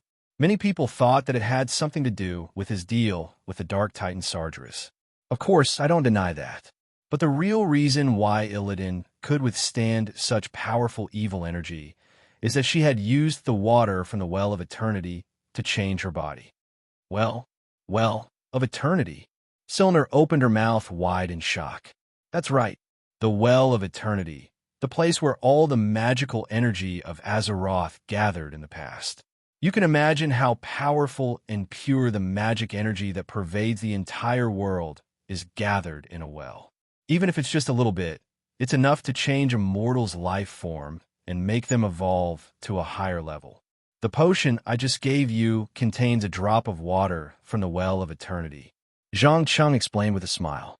However, he did not say that the Well of Eternity was, to some extent, a part of the astral soul of Azeroth. Back then, Archimon the Defiler did everything he could to get to the World Tree. His goal was to seize the entrance to the core of the star hidden under the tree and continuously extract the astral soul to evolve himself into a member of the Titans. In fact, in the eyes of the real leaders of Azeroth, this was not a secret at all. There was no doubt that, like all people who thirsted for power, Zhang Cheng also longed for the day when he could seize the powerful energy that this planet gave birth to. However, the problem was that he was still far from being strong enough to contain the magical energy of a planet. Furthermore, there were countless guardians, including the Titans, so it was better to keep a low profile for the time being. Once he found a way, he wouldn't mind destroying Azeroth and putting an end to this never-ending war. Oh, I see. Silner nodded her head as she understood. But I don't understand. Why would you use such a precious material on me? To you, am I not just a test subject? Yes, you're a test subject, but not in the ordinary sense. To be precise, the experiment I conducted on you is very important, especially to help me understand the evolution of life forms in Azeroth over the past tens of thousands of years. In addition, our dear Lord Illidan of the Outlands has also explicitly asked me to find a potion that can increase the conversion rate of demon hunters. After that, Zhang Cheng added Grul's blood drop by drop into dozens of bottles of green, evil spirit solvent and handed them to Silner without looking back. Give this to Illidan for me. He will be satisfied with this stuff. As you wish, Master. Silner did not try to ask any more questions. After simply covering the important parts of her body with her tattered clothes, she took the potion and turned to walk into the depths of the Black Temple. After watching the elf disappear at the end of the dim corridor, Zhang Cheng immediately looked at the empty corner and laughed. Your Highness, how long are you going to stand there? Damn it, what did you find out? Accompanied by a familiar voice, Onyxia dispelled the spell of invisibility and walked out with a frown. From the beginning, don't use this trick next time. I believe that Varna must have also noticed your presence. Zhang Cheng poured the remaining half of Grul's blood into another bottle of violet solution and handed it directly to the Black Dragon Princess. The latter sniffed gently with her nose and immediately had a strange expression on her face. I smell the power of the earth. What is this? Golan, a special species created by the Titans and endowed with the power of the earth. Like the Black Dragon, it has the terrifying power to change the landscape. Drink it. If nothing goes wrong, this potion should be able to awaken the dormant part of your body. Zhang Cheng urged impatiently. As the dark portal was about to open, he realized that his journey was coming to an end. When the Alliance and the Horde rushed into the Outlands, it would be the deadline for him to leave. Please remember the domain name of this book. Mobile reading website. Chapter 628. There was no doubt that as the most powerful individual among the existing Gorons, Grul's blood had undoubtedly paved the way for Zhang Cheng's final experiment. In fact, in the past 3 months or so, he had already completed most of his predetermined goals, including the actual combat test of the newly born mixed blood dragon whelps, using Magtheridon's blood of madness and evolution potion to create more powerful fell orcs, using the living spores of Zangarmarsh to cultivate giant biological weapons, and so on. He even took the time to do some research on the Void, WYRM, whelps, and Naru. In any case, according to normal logic, he had long exceeded the bottom line of human nature by engaging in such insane research. There were at least hundreds of unlucky people who had died because of this. He was a typical villain who should be completely destroyed from the body to the soul. But interestingly, because he almost never participated in most of the operations, there were not many people in the Dark Shrine who knew about Zhongcheng's existence. Most of the blood elves, demons, orcs, and nagas only knew that there was a human in the upper area who was highly valued by Illidan. He was responsible for providing some interesting magic potions that could make them stronger, and that was it. Just as he was racing against time to study the great potential contained in the Goron's blood, Illidan, who was presiding over the graduation ceremony of a new batch of apprentices, finally got what she had been dreaming of. Looking at the row of boiling green liquid in Silner's hand, she reached out her right hand and picked up one of the bottles. She asked with a smile, "What did your master say? How much can this potion increase the success rate?" "Sorry, sir. Master only said that you will be satisfied with this potion. I don't know anything else." The female elf bowed deeply. Although strictly speaking, she was no longer a member of Illidan and did not need to continue to listen to him. She still showed respect to the king of the outer region. "Oh." Illidan raised her eyebrows in surprise and directly handed the bottle in her hand to the apprentice who was about to swallow the demon's heart. "Drink it, then proceed to the next part." "As you wish." A male night elf took the potion and gulped it down without hesitation. Then he tore open the corpse of the demon that had just been killed and stuffed a black heart into his mouth. He bit and gnawed on it like a wild beast. The scene was so bloody that it was nauseating. It could be seen from the flesh that during the devouring process, the demon's soul was gradually entangled with him, and they were fighting each other. About 10 minutes later, the hunter finally defeated his opponent. He struggled to get up from the ground, his eyes shooting out a strange green light. "How do you feel? Can you continue?" Illidan's tone was serious and serious. "I can." The male knight elf nodded without hesitation. Soon, another demon was summoned from the teleportation portal and attacked the hunter. Just like that, he continued to kill demons and devour their hearts, flesh, and souls. He repeated this process over a dozen times until his consciousness began to blur. He knelt on the ground and banged his head against the ground in pain, digging out his own eyes. "Very good. You did very well. Now, I will personally inscribe the Dark Power tattoo on you." Illidan raised her index finger and used her claw-like nails to cut open her opponent's skin and infused her dark energy to form an eternal cage. When the last step was completed, the male night elf's body had begun to demonize. Not only did he slowly grow terrifying horns and hooves, but his emotions also became extremely unstable, and he was even filled with the desire to destroy, kill, and destroy. But Illidan was obviously prepared. She waved her hand and signaled the two demon hunters who had completed the final ritual to take him down and lock him in the dungeon. For a long time, this poor apprentice would struggle with the demons and his own inner demons. If he succeeded, he would regain his consciousness and become a real hunter. But if he failed, he would be devoured by the demons and disappear forever. Under normal circumstances, the success rate of becoming a demon hunter was only 1 in 5, which meant that only 1 out of 5 would survive, and the rest would be executed as demons. With such a cruel process of elimination, it was no wonder that the king of the Outlands wanted to greatly increase the success rate.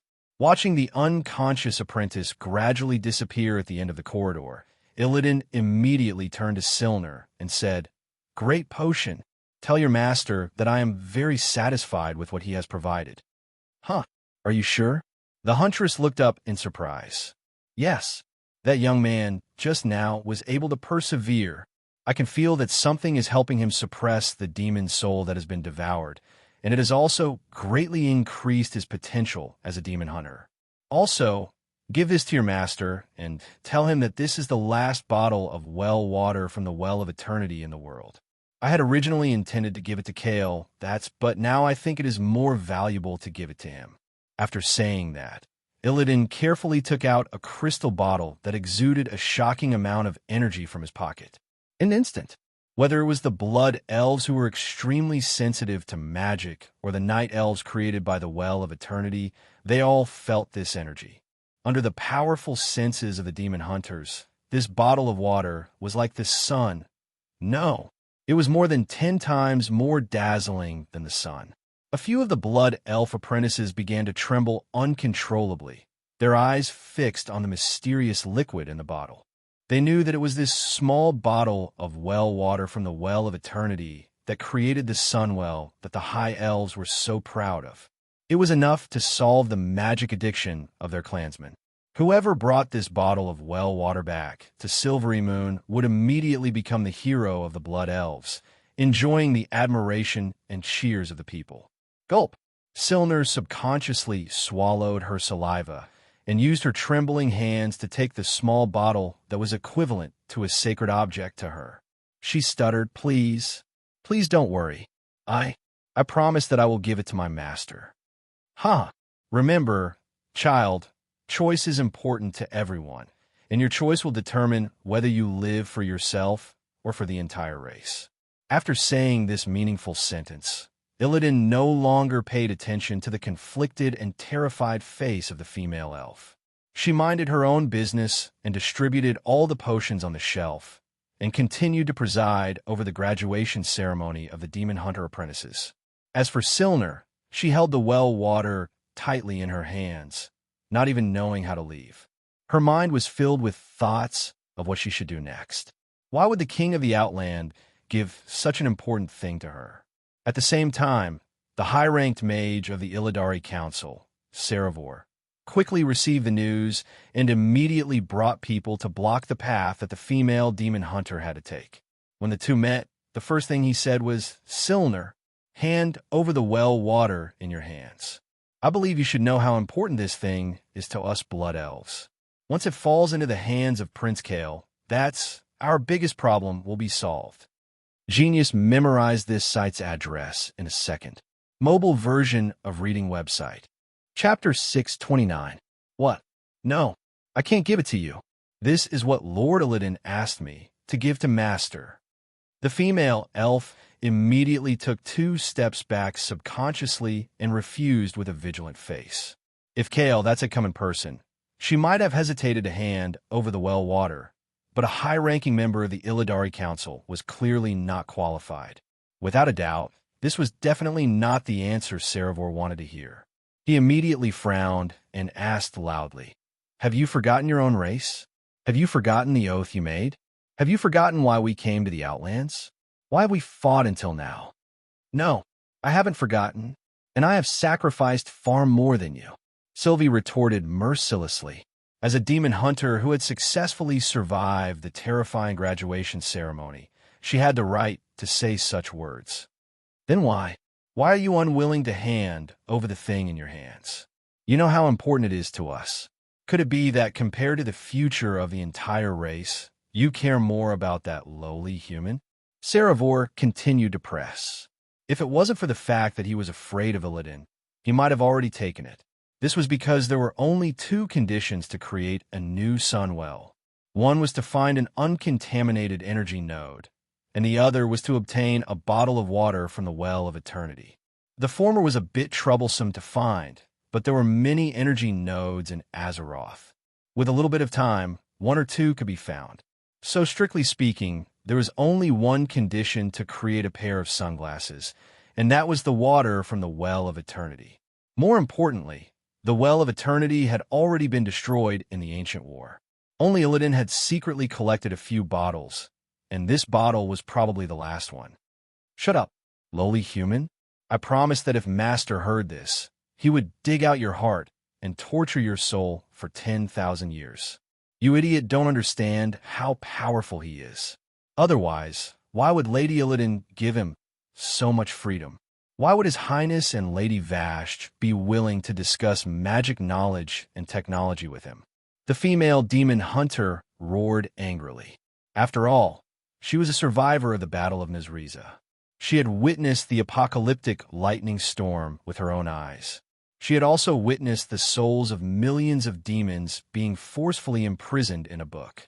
In her impression, her allegiance was to a terrifying spellcaster who was on an equal footing with the extraterritorial kings, a true master alchemist. You can exaggerate as much as you want, but he is still a human. Let me see if he has the courage to stand up and challenge me after your loyal dog is attacked. Saravor curled his lips in disdain. He raised his hand and fired an arcane arrow, drawing the curtains to the battle. Like most blood elf mages, he had an inexplicable sense of pride, especially when facing human mages. In short, he was used to looking down on them with a condescending attitude and stubbornly believed that human mages could never compare to elves. The other followers did not want to be outdone. They quickly began to chant spells, trying to imprison the target with a force similar to a magic prison. Silner hurriedly jumped back to avoid the attack. She carefully put the bottle of well water into her waist pouch, then pulled out the two swords on her back. She quickly rushed to the side of the mage and hit him hard on the neck with the unopened swords. Bang! The poor guy fell to the ground and fainted. At the same time, the arcane energy on the mage was quickly absorbed by the huntress and turned into a faint layer of energy attached to the swords. It was easy to cut the net of magic energy. Be careful. She is a demon hunter. She is the best at dealing with spellcasters, Sereva reminded loudly. He immediately condensed his magic energy to form a large number of crystal clear ice spikes on the ground. Try to use this method to restrict the enemy's agile movement speed. Unfortunately, Silner directly jumped and summoned the power of the demon in her body. She spread her huge wings and flew straight through the air. She was not affected at all. Through the battle, just now, she felt that her body was much stronger than before. Whether it was her strength, speed, or reflexes, they were at least 3 to 5 times stronger than before. Her ability to absorb and sense energy was also strengthened. Damn it, don't you dare come near me. Serever's expression changed slightly when he realized what the huntress was planning to do. He immediately detonated the arcane energy around him. Boom! After a loud explosion, Varna was blown high into the air by the violent updraft.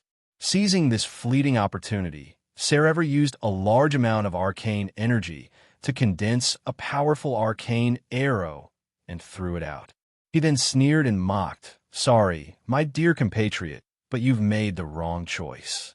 I will kill you and use your corpse to warn that human of the consequences of going against the blood elves." Before he could finish his sentence, the huge arcane arrow suddenly became smaller and smaller as it flew through the air. In the end, it completely disappeared. Then, a slightly playful voice came from behind. "Excuse me, did you just say that you were going to give me a warning?" Zhang Cheng slowly walked out from the corner with the supreme power in his hand. His eyes were cold, as if he was looking at a dead person. "Master!" Silner hurriedly descended from the sky with a shocked expression on her face. "Why? Are you surprised? I said that you were a very important experimental subject. But now a dog of kale that dares to touch something that belongs to me. What do you think I will do? Watch it bark crazily? No. In my hometown, the best way to deal with this kind of crazy dog is to give it a memorable lesson. That way, it will run away with its tail between its legs the next time it sees you." With that, Zhang Cheng moved his fingers and looked at the elven mage, who was full of confidence. He had obtained a small amount of water from the Well of Eternity from Vashj, and he had obtained a clear result. This substance could not be created by alchemy at all. This was because the water was not only highly concentrated energy, but also contained an indescribable life force, consciousness, and thought. The latter was more than 10,000 times more valuable than the former. Therefore, he would not allow anyone to interfere with his deal with Illidan. As soon as he sensed the aura of the water from the Well of Eternity, he immediately rushed over. "Human, you are seeking your own death." Serever narrowed his eyes and sent a message to the other members of the Illidari Council through magic. It was obvious that he was ready to launch a full-scale attack. "Seeking my own death? Ha ha! Sorry, you are not worthy of saying that line. All right, let me end this farce." Genius memorized this site's address in 1 second. Mobile version of reading website. Chapter 630. What was the best way to humiliate a mage? Warriors would think that it was to use their fists as big as sandbags to beat the teeth out of their opponents. Bandits would think that it was to use a sharp dagger to cut off the target's tongue so that they could no longer chant hateful spells. Priests and paladins were milder in their methods. They thought that it was enough to imprison them with holy light. As for warlocks and demon hunters, their abilities greatly restrained mages. Thus, when they looked at mages of the same level, they often had a trace of contempt. However, in Zhang Cheng's eyes, the greatest humiliation to a spellcaster was to permanently weaken or deprive them of their ability to control magical energy. Thus, he did not hesitate at all. He directly raised his right index finger and lightly poked at Saravor's chest where his heart was. Asterisk poof. Asterisk dazzling bright red blood splattered in all directions. Before this poor, unlucky fellow could react to what had happened, he felt a strange arcane energy tightly wrap around his heart. Then, it quickly formed a large area with no magical energy within a radius of 10 meters. This was the legendary area of death and anti-magic. Due to the fact that all elemental magic energy would be pushed out of this area, no matter what kind of spell it wouldn't be able to be cast. To be precise, it was not only spells that could be cast. The spells cast by others would also dissipate when they flew in. After noticing this, Saravor's face finally showed a look of fear. He did not even care about the wound on his chest that was constantly bleeding. He sternly questioned, "Bastard, what did you do to me?" "Nothing. I've cast an interesting spell on your heart. It's called the anti-magic stance. From now on, you don't have to worry about being attacked by any form of magical energy, but at the same time, you won't be able to touch even a little bit of magical energy." "How is it? My gift is not bad, right?" At the end of his words, Zhang Cheng's lips curled up in a very obvious arc. His eyes revealed undisguised malice and mockery. He believed that, for any mage, this punishment was extremely difficult to accept. It was even more terrible than death. "No, you're lying. There has never been a type of magic that can permanently isolate magical energy." Realizing that he could no longer control the arcane energy like he usually did, Serene was clearly panicking. He roared madly as he retreated. Zhang Cheng shrugged nonchalantly. "Believe it or not, it's up to you. Azeroth didn't have such technology and magic, but that didn't mean that other worlds didn't. In addition, I sincerely suggest that you don't try to touch your own heart, and don't even think about cracking it." This was because when the entire anti-magic force field was dispelled, all kinds of energy in the surroundings would surge over like a tide. I believe you must have seen the terrifying impact of the flood, right? Think about it. What would happen to your fragile heart if you were struck by such a powerful energy? Naturally, it would explode with a bang. Just as Serene was about to say something, the other 3 members of the Illidari Council finally arrived. Seeing that her friend's chest was bleeding, Duchess Marland, who was a priest, immediately stepped forward and cast a powerful healing spell. She frowned and asked, "What happened? Why are you injured?" "Human, were you the one who attacked Serene?" The high-grade knight, Gassios, asked in a provocative tone. As for the last bandit, Vila's Dark Shadow, he entered stealth without saying a word. There was no need to ask to know that he was ready to make his move. Feeling the undisguised hostility of the blood elves around him, Zhang Cheng's eyes flashed with a golden light. He turned to the female demon hunter and said, "My dear Silner, are your comrades also arrogant and disgusting? I'm starting to understand why Galasis has always been so hostile to the elves. If it were me, I would have ordered them all to be executed." "Master, please believe me, this is a misunderstanding. Everything was done by someone on their own initiative. It was definitely not the prince's idea." Silner hurriedly explained on behalf of her compatriots. If there was anyone present who did not want to see bloodshed, it would definitely be her. Acting on their own initiative? No. Silly girl, you still don't understand. This is caused by a strong sense of superiority and pride. The elves always think that they are superior. They have a lifespan of thousands of years, outstanding magic talent and inheritance, and even set up a magic barrier to repel enemies. The glory of thousands of years made you forget that you were originally a group of exiled refugees, a group of pitiful creatures that were almost wiped out by the trolls. You could only rely on the power of the human empire to reverse the situation. Now, I have to revisit this painful memory and let the Blood Elves understand that you are just a group of insignificant weaklings. You should kneel down and offer respect and obedience to the strong, and not make provocative actions. As the last word fell, the huge crystal at the top of the supreme heavenly god began to flash with a silver-gray light. In the blink of an eye, a huge wave of spiritual energy spread rapidly with Zhang Cheng as the center, almost enveloping the entire dark temple.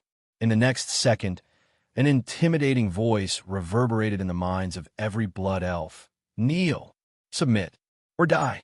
From today onwards, I'm your master. Ordinary blood elf spellbreakers and mages could not resist this power at all. They all knelt down on one knee and allowed it to enter the depths of their minds. It was as simple as a mind flayer controlling slaves. In contrast, the powerful members of the Illidari Council resisted more fiercely. They gritted their teeth and desperately tried to drive the voice out of their minds. Unfortunately, the only ones in Azeroth who were good at using the power of the mind were the old gods. After struggling for a few minutes, the four most trusted subordinates of Kael that finally couldn't hold on and fell to the ground, screaming in pain. After admiring the farce in front of him, Zhang Cheng sneered and said to himself, "Look, now they know how weak they are. They also know how to respect the strong." Instead of wearing the so-called glory and pride of the high elves on their faces every day, Silner bit her lower lip tightly and stood there without saying a word. Although she wanted to plead for her own kind, she was not a fool. She knew that not only would she not get the results she wanted, but it would also complicate the situation. Just as Zhang Cheng's eyes were getting colder and colder, Illidan arrived and teased meaningfully, "My dear friend, what happened? I saw all the blood elves kneeling on the ground and mumbling like idiots." No, nothing. I just hate how arrogant these guys are, so I wanted to teach them a lesson. Please remember the domain name of this book.com. Wonderful book mobile version website.com. Chapter 631. Is it really just a little lesson? You have control over all the blood elves in the Black Shrine. Illidan grinned, revealing her demon-like sharp teeth. Obviously, she was very interested in the ability to directly invade the brain and control an entire race. What else? Could it be that you think I will kill all of them? Zhang Cheng spread out his hands and asked. Illidan quickly shook her head. No, of course not. In my impression, although you have your own ambitions and goals, you are not the kind of person who would kill for a little offense. If you were to kill a large number of these arrogant elves one day, it would be because of some considerations of benefits and not because of a moment of anger. Also, I'm a little curious. What kind of power did you use just now? Magic? Or something else? I see. You're spying on the psionic ability I used. But what is the price? You should know very well that if you want to get something from me, you have to pay the corresponding price. After figuring out the other party's intentions, Zhang Cheng immediately started bargaining. He did not believe that the other party only found a mere seal of Argus in Azriza's archives. There must be other valuable things. Psionic ability? That is the name of the power you used? Illidan keenly grasped the key word. That's right, psionic ability. A special ability that comes from a strong sense of self. It is not magic and cannot be obtained through learning. It requires an extremely demanding talent. If you are willing, you can personally experience this power. Zhang Cheng gave an affirmative answer without hesitation. The reason he so easily mentioned the characteristics of the psionic ability was that he did not believe that this completely demonized night elf had the ability to learn it. The reason was simple. Illidan had been a complete believer of power from the beginning. She only believed in the power she could see and feel, just like the Sunwell, the arcane spells used by the High Elves, and the invincible dark powers of the Burning Legion. But what about the incomprehensible power? She had always been dismissive of it. Otherwise, according to the nature of the ancient gods, they would have already started whispering in her ear, trying to turn her into their believers. This also meant that unless he also enjoyed a state where his soul and body completely fell into a state of madness, it was absolutely impossible for him to comprehend the extreme, idealistic power of the mind ability. How do you feel? Will you try to invade my mind? Illidan pointed to her temple and asked. Zhang Cheng answered without hesitation. That's right. Generally speaking, the most direct manifestation of psychic ability was the exploration and control of one's thoughts and soul. Of course, generally speaking, the more determined a person is, the harder it is to break through their defenses, so you don't have to worry about the secrets in your mind being spied on. This is just an experiment. Please begin. Illidan was confident in her willpower and decisively chose to agree.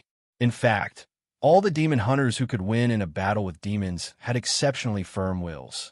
Almost nothing could shake their wills, or else they would have been devoured by the demons, eyeing them covetously. Then I'm going to start. Just as he finished speaking, Zhang Cheng fiercely poured his psionic energy into Illidan's mind, trying to find a weak breakthrough point. Although in the eyes of many people, mind flayers controlling slaves was as simple as eating and drinking. In fact, they also quickly detected the target's weakness and created a state similar to a psychic environment, luring the controlled to act according to their will, and even taking the initiative to expose the secrets in their mind. It must be known that no matter who it was, there would always be desires in the depths of their subconscious. If a person was hungry, then the psychic ability could create the corresponding illusion, making the target instinctively chase or do certain things to obtain food. For example, if a person desired a beautiful woman, then the psychic ability could create an illusion of a beautiful woman, luring the target bit by bit to do certain things, and then satisfy his strong physical and psychological desires. In short, smart psychic ability users were often masters in controlling desires, emotions, and thoughts. As for invading a creature's mind through naked violence, even the emotionless, cold-blooded mind flayers disdain to do so. Interesting. You're spying on my shallow thoughts, trying to create an illusion. Illidan was undoubtedly very sensitive to energy, and in just a few seconds, she noticed that something was wrong. Because for a moment, she seemed to have inadvertently flashed some precious childhood memories in her mind. Yes, usually, childhood memories are the most innocent, the most beautiful, the most carefree for everyone, but you have broken free from the illusion. Why? Is it not good to maintain the love between brothers, the pure throbbing between lovers? Zhang Cheng probed with interest. Of course it's beautiful. I even feel the joy and happiness that I have lost for a long time. But I know that all these are fake, and only the pain and betrayal are what I bear. Finally, you have underestimated my strong hatred for the Legion and my determination to destroy them. As she said that, Illidan raised her right hand and clenched it into a fist, and the dark energy in her body boiled. Zhang Cheng nodded thoughtfully. That's a very good reason. I can teach you the training method of the psionic arcana. With this power, you can even control the demons to change sides at the critical moment. But the problem now is that you need to pay a small price, a price that I am interested in. Illidan stood there and hesitated for a moment, and then quickly took out a piece of animal leather with unknown words written on it. This records some of the Nazresm's weapon-making skills and knowledge. I believe you should have heard that these guys have personally created many dangerous and terrible weapons, including Arthas Frostmourne. Oh, so with this, I can create a weapon exactly the same as Frostmourne, or even surpass it. Zhang Cheng stroked his chin, and his eyes showed a look of interest. In principle, yes. But I have to remind you, the Nazresm demons are a bunch of lunatics who are not in the right mind. They usually like to use horrible killing and death to inject power into their weapons. The power of resentment, curses, and pain. It's okay. This is a psionic arcana manual, and as long as you follow the steps in it, the talented people will soon awaken. Finally, thank you for the last bottle of well water. No need to thank me. Don't forget, we have an agreement between us, and now we are just following the agreement. Remember, you still owe me 1,000 bottles of potion to increase the conversion rate of the demon hunter. Illidan reminded at last. Don't worry, at most a week, these potions will all be delivered to you. Genius remembered this site's address in 1 second. Mobile reading website. Chapter 632. After getting what she wanted, Illidan did not stop for even a second. She turned and disappeared into the dark passage, not even looking at the blood elves on the ground. In fact, Since Kael that's captured the Tempest Keep, the relationship between the two had changed from being in harmony to being on guard against each other. Coupled with his understanding of the Burning Legion and his powerful perception of dark energy, he had long discovered that the other party had defected to kill Jaden. As the saying goes, the person who knows you best is never your friend or family, but your enemy. Illidan, who had defected and betrayed the Burning Legion many times, knew very well that there were few mortals who could resist the powerful power bestowed by Kill Jaden and the Dark Titan Sargeras, as well as the forbidden and terrifying knowledge. The more one craved power and wanted to be above all beings, the easier it was to be tempted and eventually walk on a path of no return. There was no doubt that after the devastating blow to the High Elf Kingdom of Quell the Loss, Kael, that's desire for power was particularly strong. Especially after seeing the incomparably advanced magic technology of the Naru and Drenii, he naturally felt that the Burning Legion was invincible. After all, even the powerful Naru and Drenii could only flee under the pursuit of the Burning Legion. How terrifying would the power of the Burning Legion be? Any normal person would inevitably have a similar association. Of course, due to his confidence in his own strength, Illidan did not think that Kael that's had the guts to betray him. Moreover, the last batch of Demon Hunter apprentices would complete their training in about half a year. He believed that with the potion that could greatly increase the success rate of conversion, it would not be a problem to build a real hunter army. And when this army appeared in the world of Argus, the end of the Burning Legion would come as scheduled. The entire Black Shrine was like a place covered in a huge fog. Many people had their own little secrets and did not realize how crazy the plan in the mind of the Outland King Illidan Stormrage was. Similarly, they did not realize that the furious deceiver Kill Jaden had begun his revenge. The Cursed Land, the Doomsday Overlord Kazak was standing in front of the huge door of darkness. He carefully handed an unknown fragment to his subordinate, the Fear Demon King, and ordered with a cold expression, 3 days. Reopen the door of darkness for me. Otherwise, I don't mind crushing your head. As you wish, my lord. I swear that you and your army will be able to pass through the door of darkness and head to the Outlands within 48 hours. Fear Demon King quickly bowed and swore. Very good. What are you waiting for? Hurry up and act. There's an audacious traitor waiting for us to execute him. Kazak didn't seem to care about the other party's fawning expression as he roared and urged them on. Behind his huge body, there were all kinds of demons standing in a line from the door of darkness to the depths of the rotten scars. Naturally, such a large-scale operation could not be hidden from the Alliance's stronghold in the north, the Guardian Fortress. To be more precise, when Kazak appeared near the dark portal, the mages had immediately discovered this anomaly through monitoring magic. Everyone, including the highest military commander, General Odinson, was urgently summoned. At the same time, the castle and the surrounding fortifications also entered a state of war. As veterans who had personally experienced the Second Orc War, the troops of the Guardian Fortress were not new recruits who had just been recruited from ordinary people, but a true elite force. Every day, they fought with the terrifying orcs, demons, and the ferocious beasts that had been contaminated in the Cursed Land. The instinct to fight had long been ingrained in everyone's soul. Even with their eyes closed, they could easily defeat the so-called Royal Guards in Stormwind City. Staring at the shocking image transmitted from the divination crystal, Lodinson subconsciously clenched his fist and asked in an uncertain tone, "What are these demons doing?" "They are trying to reopen the door of darkness, General." Great Mage Sisranin gave the answer without thinking. For any great mage who was recognized by the Kirin Tor Council, this level of energy fluctuation was no secret. Damn it, isn't the door of darkness permanently closed? Lodinson suddenly raised his head and questioned loudly.